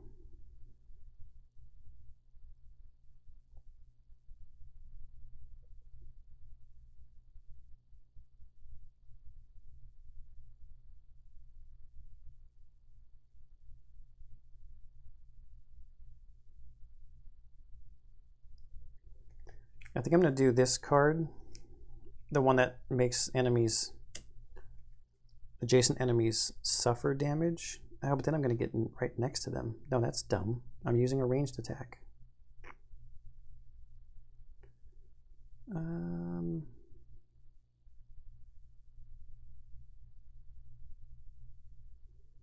don't know what's in that room.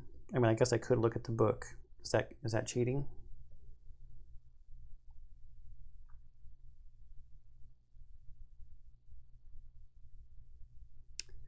I'm going to hold off on that move till I know what's in the room. Maybe I can do more adjacency damage.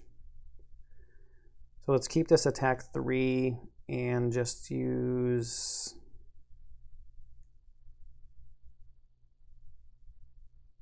Let's use Avalanche. It's pretty slow.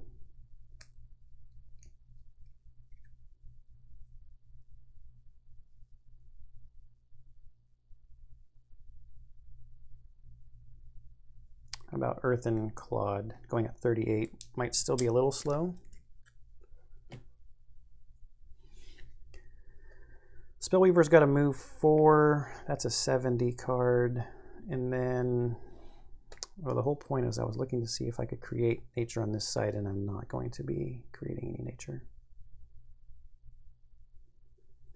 I want to get through a couple of rounds without losing any cards.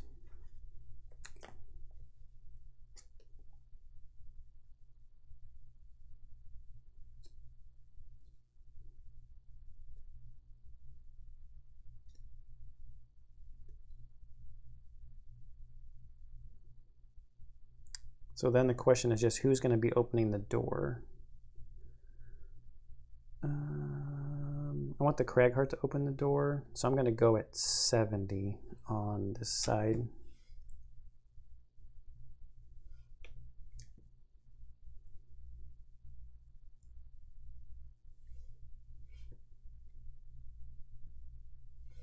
Yep. 38 and 70. So I'm going to do the basic move off of this card, so there's no reason to throw it up there. Gonna use my boots along with it though to get a move 4. So that's 1 of 4. Let's pop the door open. And we got to read story point number 1. Get the book off the floor. Kicking through the door, you find yourself face to face with the reason these bandits chose this particular hole to nest in. Animate bones, unholy abominations of necromantic power. Nothing more to do but lay them to rest along with the remainder of this troublesome rabble. So, oh no, more archers. Archer and archer. It's a normal and elite. And then we've got 1 elite and 1 normal living bones.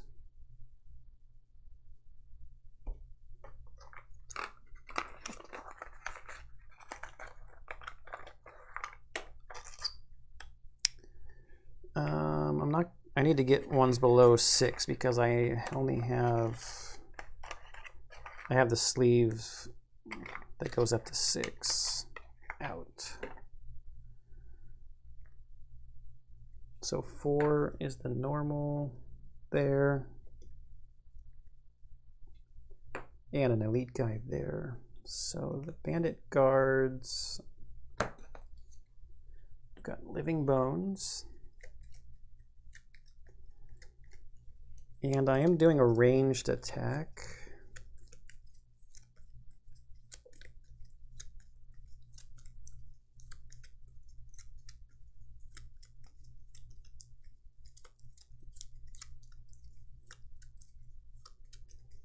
Man, these living bones have shields and they target multiple characters. So they're going to go at 64. And the archers 44 with extra attack.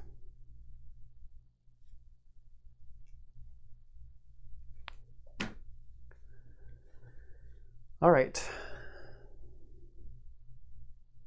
So that was 1.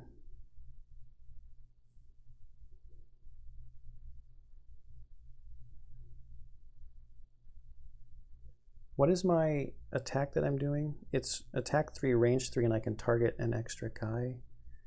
I actually think I want to go 2, 3. These living bones don't hit very hard. And I'm going to shoot at those guys in the back.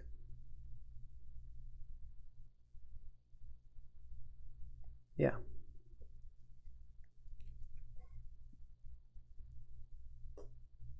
Because my retaliate will push through their shields too and do some damage when these living bones are attacking me. What's my health at? 7? They're going to get up on me anyway, so they've got a lot of movement for some skeletons. Anyway, so I'm attacking the elite archer. That damage has been there for way too long. Okay, attacking the elite archer, we're at a base of 3. Oh, I can move this down because I'm attacking another guy and get that experience point. So that's 6. All right, elite archer is 3 plus 0. That's standy 6. And then the normal archer is 3. Ooh, times 2. All right, he's just dead.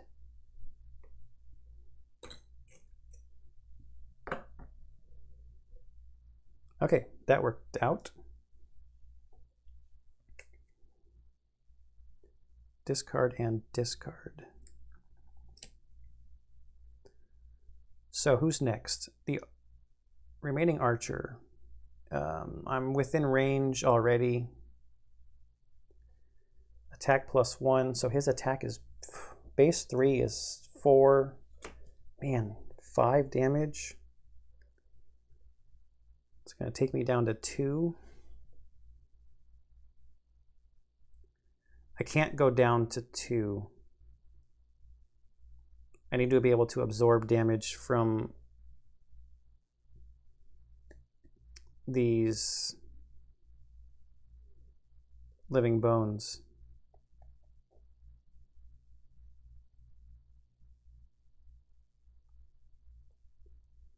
So I will toss this heaving swing to not take that damage. Okay, now the living bones. Let's start with the elite guy. His base is 1, but this is attack +1. Oh, he was also attack +1, but I absorbed it anyways. So it was actually it was 6 damage. It was even worse. All right, so we're at, so his base is 2 + 1 is 3.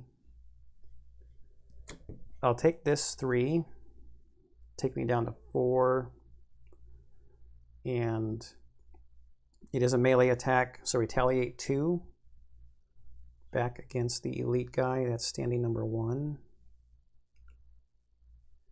And now the normal guy, his base is 1, but this makes it 2.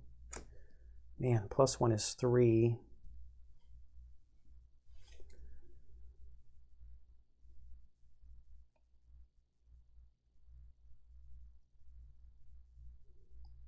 Gonna have to do some quick healing.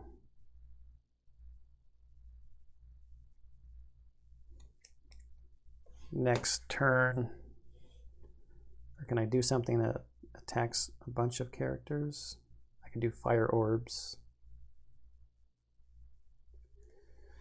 I'm gonna toss a card.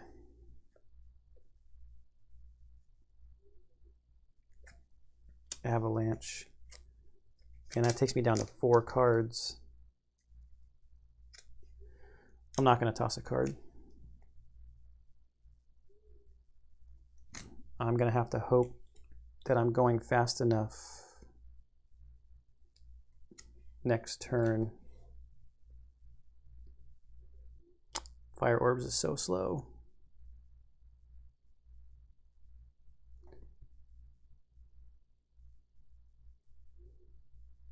Maybe I try to get out in front with frost armor and use fire orbs.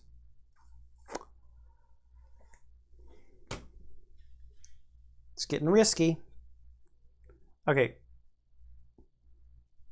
So I got to go down to 1 hit point. Not tossing a card.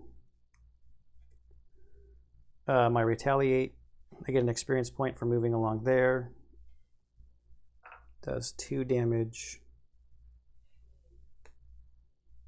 to standing number 2. And I'm not close enough, and they can't move to a place where they could target multiple guys. The way this is configured, they wouldn't be able to target multiple people. All right, so now it is Spellweaver's turn. We're playing Impaling Eruption for the move 4.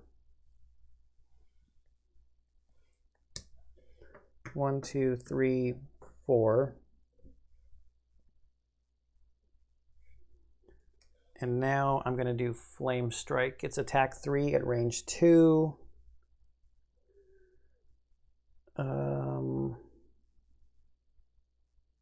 I have a chance of taking out the normal living bone, so I'm going to attack him. Even though he's shield 1, this is a long shot. It's attack 3. Yeah, -1. Takes it to 2. His shield takes it to 1. So that's only 3.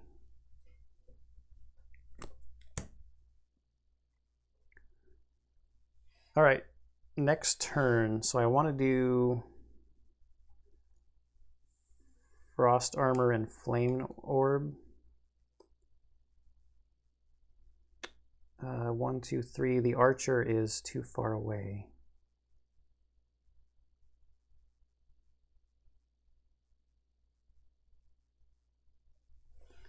How fast can I go on this side?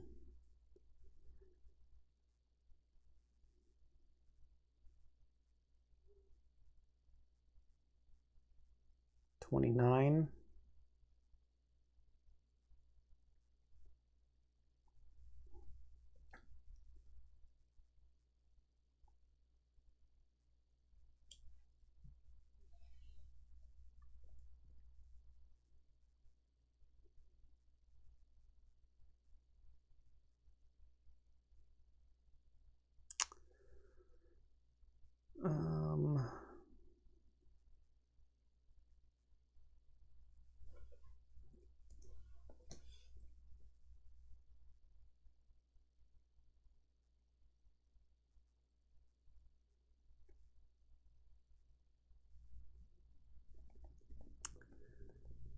I don't know. I feel like I need to heal.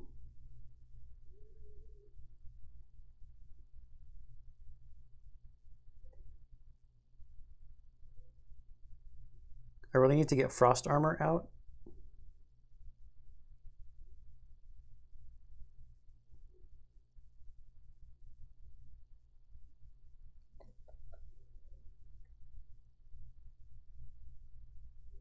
I'm going to do frost armor and fire orbs. But the bandit archer is too far away for that.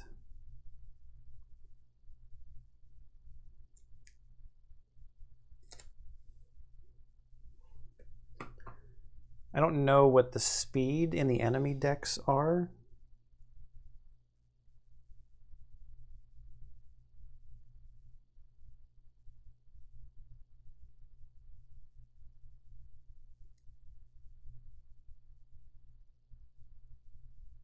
They'll use Avalanche for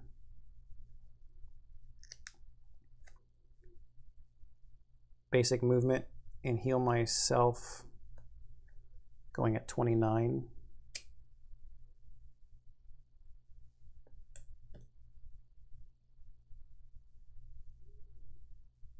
So we've got 20, 29, Living Bones. Oh no. At least they're not attacking.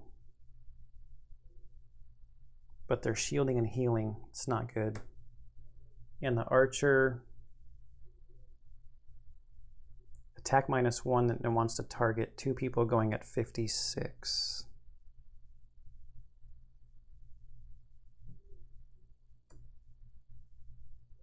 And he has a range of 5. 1, 2, 3. Yeah, it's gonna take a shot at both of us.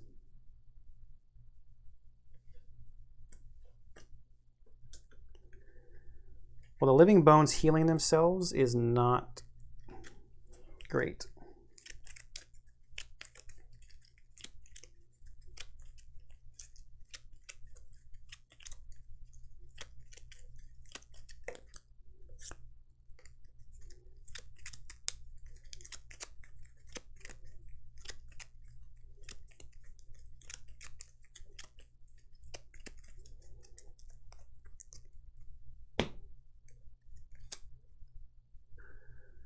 Okay, so they're actually going to go first. So he's going to heal all of that off, and he's going to go down to 1. And they have shields.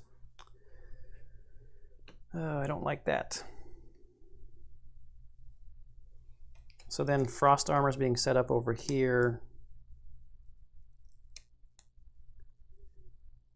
And I'm going to do fire orbs. So frost armor is set up. That'll get that out.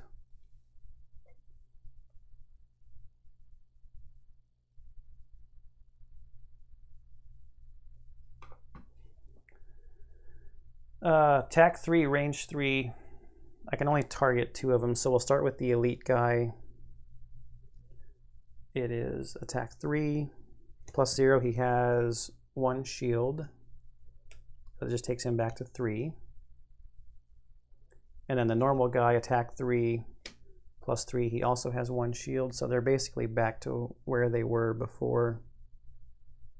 They have 2 shields.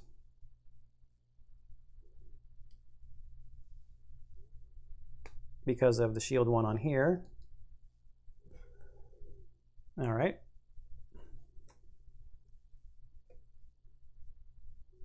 That card is lost and we generate fire.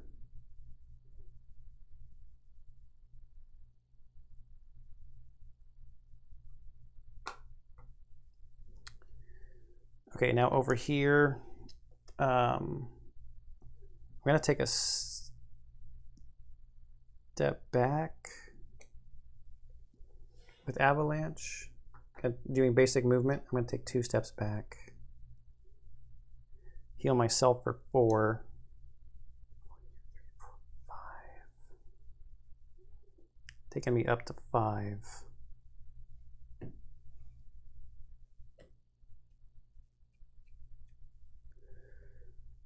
Okay, now the Archer. Start with the Spellweaver. It would be attack of 2. -1 is 1. But he suffers no, or she suffers no damage because of her frost armor and gets an XP from that.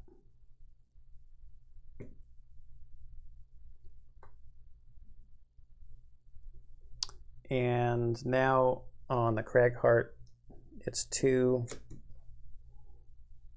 So down to 3. 1 card left. I have to short rest. Cannot afford the long rest.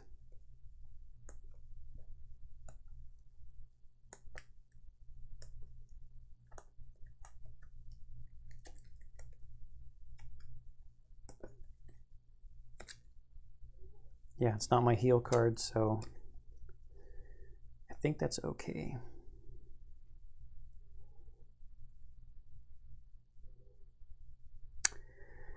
I don't know if this is going to be doable. Only got 4 cards left on this side.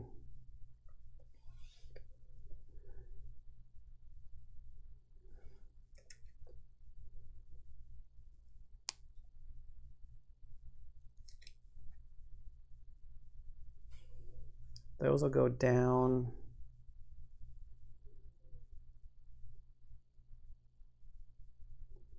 Could have the Spellweaver take a step forward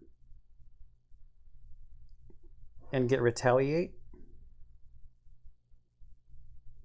and heal more and heal the Cragheart more.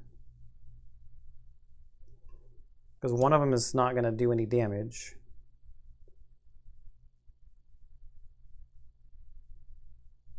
If those living bones attack again,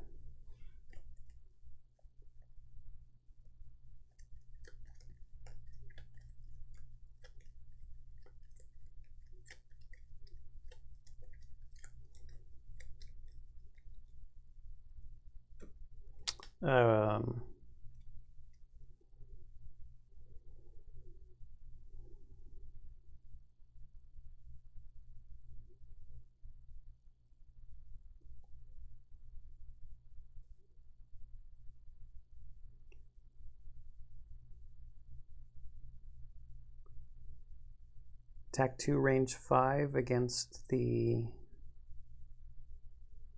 Bandit Archer.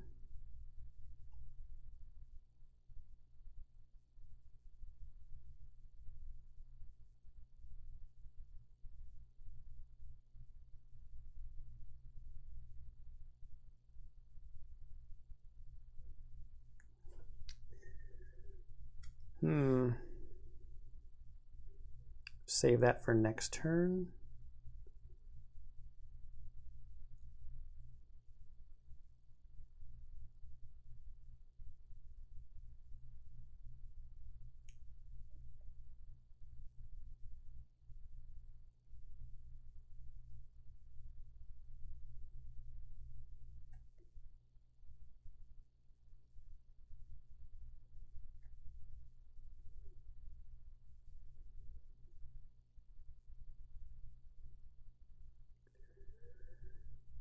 All right, I'm going to do a Hail Mary. This is probably stupid because I'm probably going to become exhausted here real quick. Oh, no, you know what? I've got this thing that adds targets. I'm not going to do that. I'll heal 2 and use this ranged attack going at 38.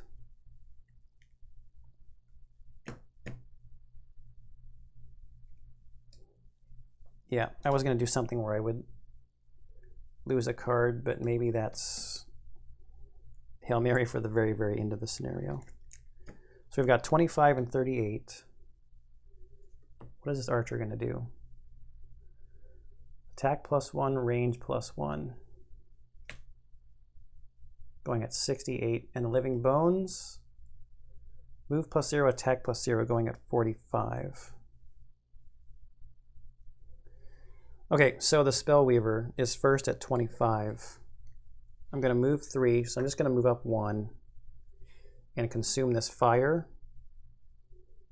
And that will give me Retaliate 2.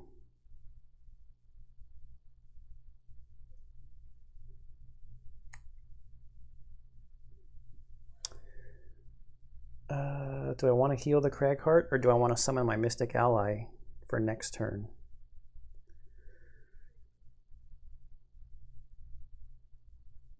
I need the extra attacks. Then I'm down another card. I can't do that. Well, actually, this is going to go back into here. I'm going to do it. I want the extra attacks.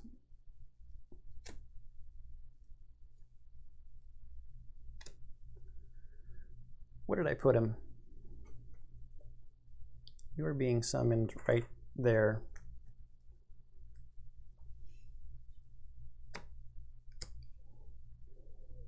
I can see why like this is the very first scenario. I can see why they needed something like Jaws to ease people into it. I mean, it's probably maybe it's a little easier experience with more players, like 3 or 4 characters. But I mean, then there's more enemies on the map. This is definitely not a pushover scenario.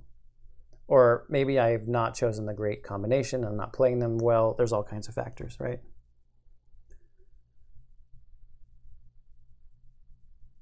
All right, so that was set up.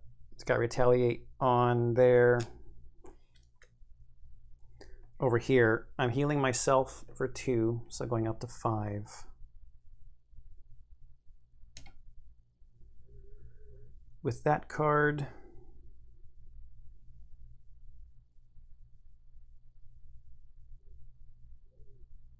where the heck is the other card that I was going to play? Where's the ranged attack card? I just put it in the discard pile. It's not ready to be discarded yet. So here's actually a good question. Do I want this attack 3 on the 2 living bones? Yeah, because then they probably die from the Retaliate on the Spellweaver, who cannot toss any cards. She has no cards to toss. Attack 3, range 3, but I get to use this to add a target. So it's 2 targets and get an XP. So that's 8. We'll start with the Elite Bone. He has shield 1. Okay, so it's 3. Plus 1 is 4. The shield takes it down to 3. That's standing number 1. He's got 1 hit point left.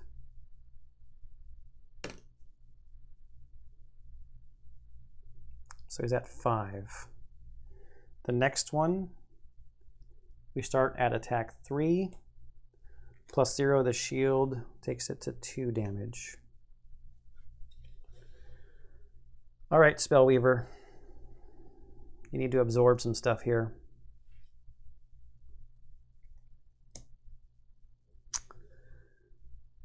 All right, so we go to the Living Bones. They're at 45 initiative. The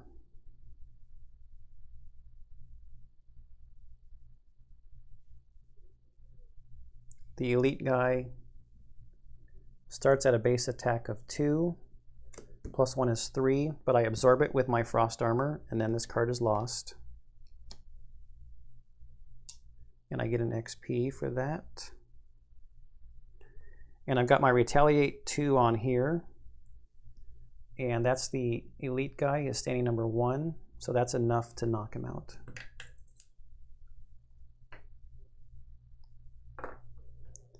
Oh man, the Spellweaver better survive, or the summoning was dumb. Okay, then the normal guy starts at a base attack of 1. Minus 1 is 0. I've got Retaliate 2, so that's 5 total damage on him. And this card goes into my discard.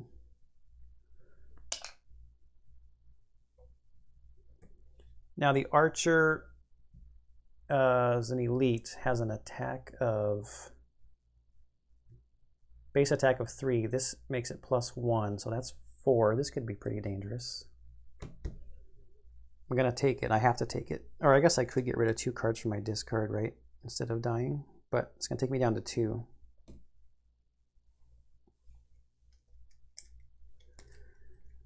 All right, I have to short rest on the Spellweaver because I don't have any cards, so got to take care of that. Do I even have an attack on this side? I do. It's a melee attack. Can even get into melee range. Spellweaver's going to lose. Uh-oh. Mana Bolt going at 7. No. Takes me down to 1 whole hit point. Or do I lose it and use mana orbs? Because I don't want to lose mana orb. 5 hit points. Oh, man. I do have my summon to make an attack this turn as well.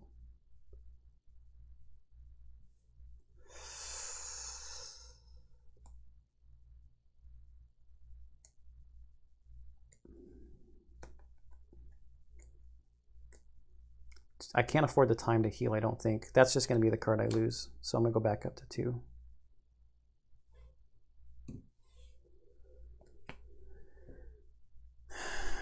And it looks like this actually is my last turn.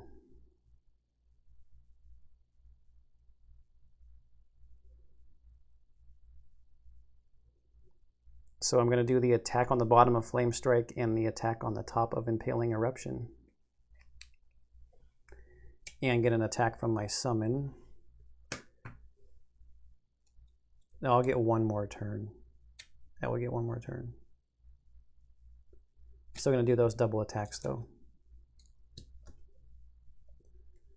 Now on this side, if I go at 29,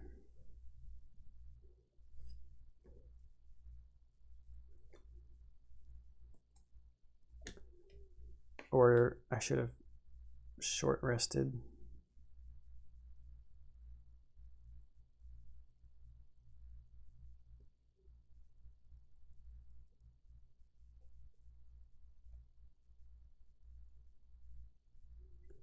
I have to short rest and get rid of one of these cards, unfortunately, because I can't do anything from where I'm at.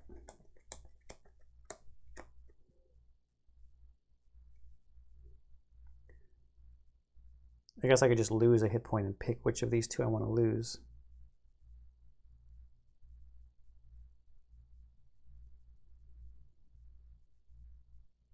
And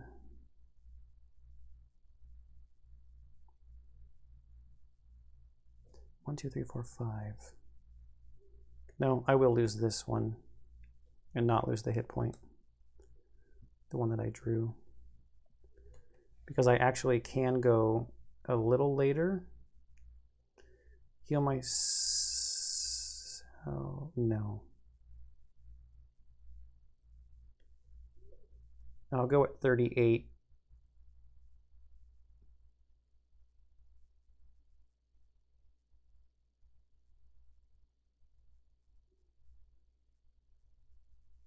Yeah. Getting down to the wire, I've achieved my battle goal, at least. Have 3 or fewer total cards in your hand and discard at the end of the scenario. No possible way I'm going to collect 5 coins with 3 cards left on that side. I got to shuffle the Archer deck.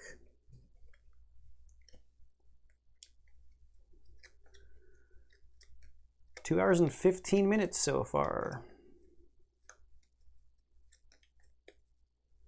How many coins have I picked? I picked up 1 coin.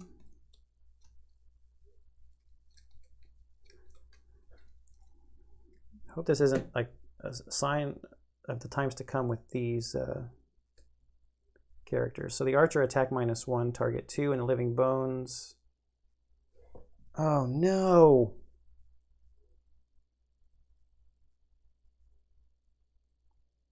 Oh no! Move -2, attack +0, heal 2, self.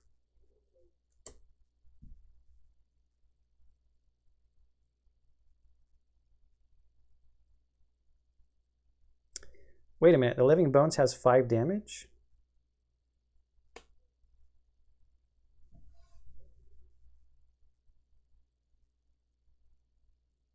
He only has 5 hit points. Is he dead?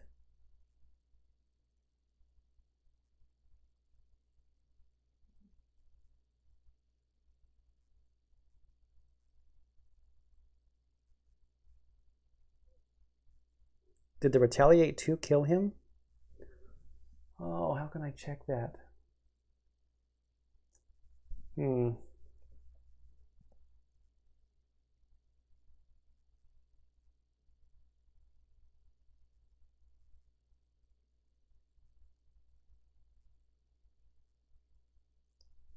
I don't know. I have this at a 5. Is he supposed to be dead?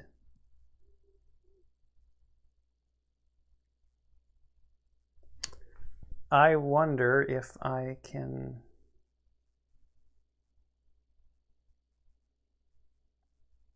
if I can see that. If I full screen this...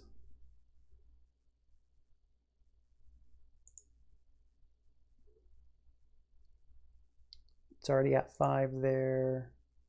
It's at 1. He's at 3.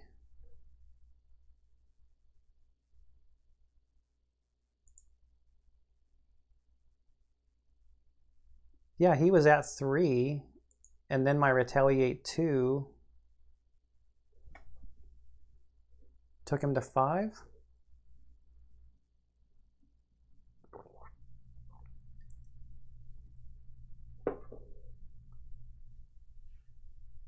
Yeah, he's dead. Retaliate 2. All right. That helps. He is gone.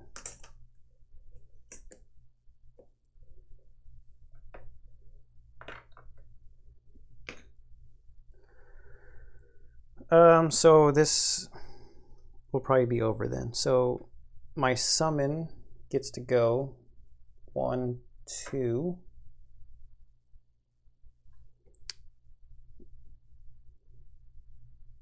Oh man, you know what? 1, 2, 3, 4. I'm gonna chance it. So my summon gets to go. He moved 2. Now he's attack 2 on the elite bandit archer. +1 is 3, so that's going to take him to 6. And now it's my turn. So these are the 2 cards that I played. I've got Impaling Corruption, which is a move 4. And I've got the Top of Flame Strike, which is attack 3 at range 2. Oh, I'm not at range 2.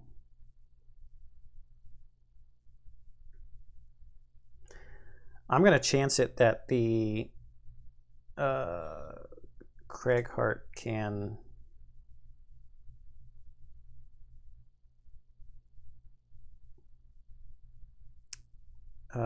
take out the bandit archer. Yep. This is greedy.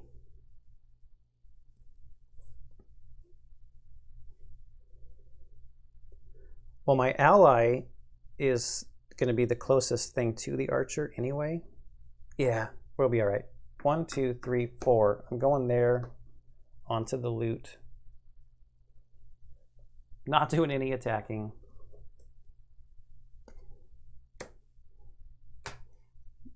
I get 1 more turn anyway. Too bad I don't have a loot 1 card. I could have got 3 coins there or 3 coins there. Does my ally pick up my coin for me? Probably not. So that is treasure 7. It's in the back of this book, right? Treasure index 7 is random side scenario. Okay, so we get to draw a random side scenario. That's cool. I will do that after. And that's the end of his turn. So now we'll go over here.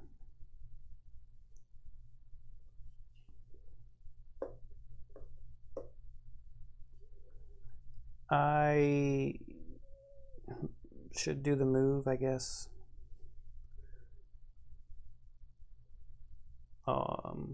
move. I'll just move up 1.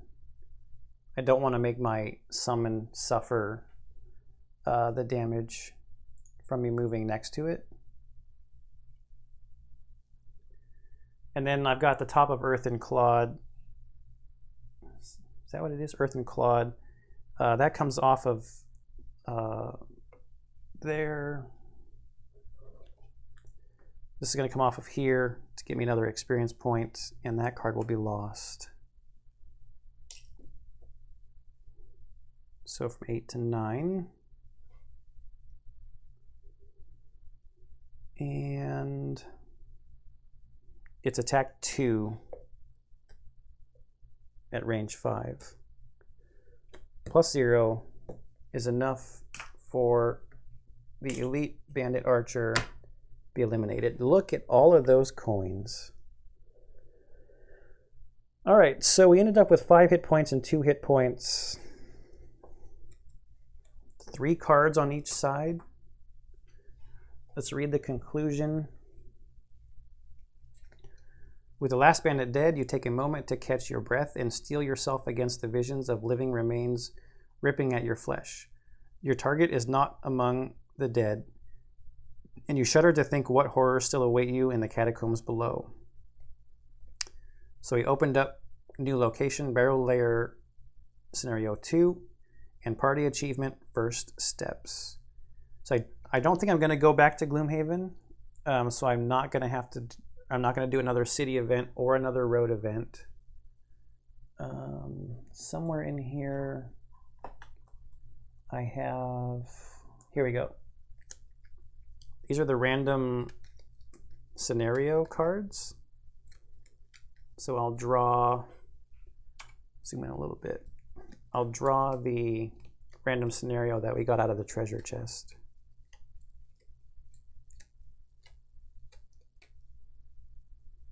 About this one. Scenario 66, the Clockwork Cove, G14. All right, so that was the first scenario for the campaign. Gotta maybe think about, I know that the losing cards is the mechanic for the Spellweaver, but it seemed a little close there at the end. And I don't know if, you know, the difficulty of scenario 1 compared to others. So we'll see. Maybe it was foolish not to take the Brute. Or maybe I need to look back at the cards. I did put a couple of the X cards in. Maybe some of the level 1 cards might be smarter to start out playing with. Like maybe the summon isn't the best thing to have right away. I don't know, we'll have to wait and see. Okay, anything else that I missed, please leave me comments down below. Hope you enjoyed, and I will see you next time.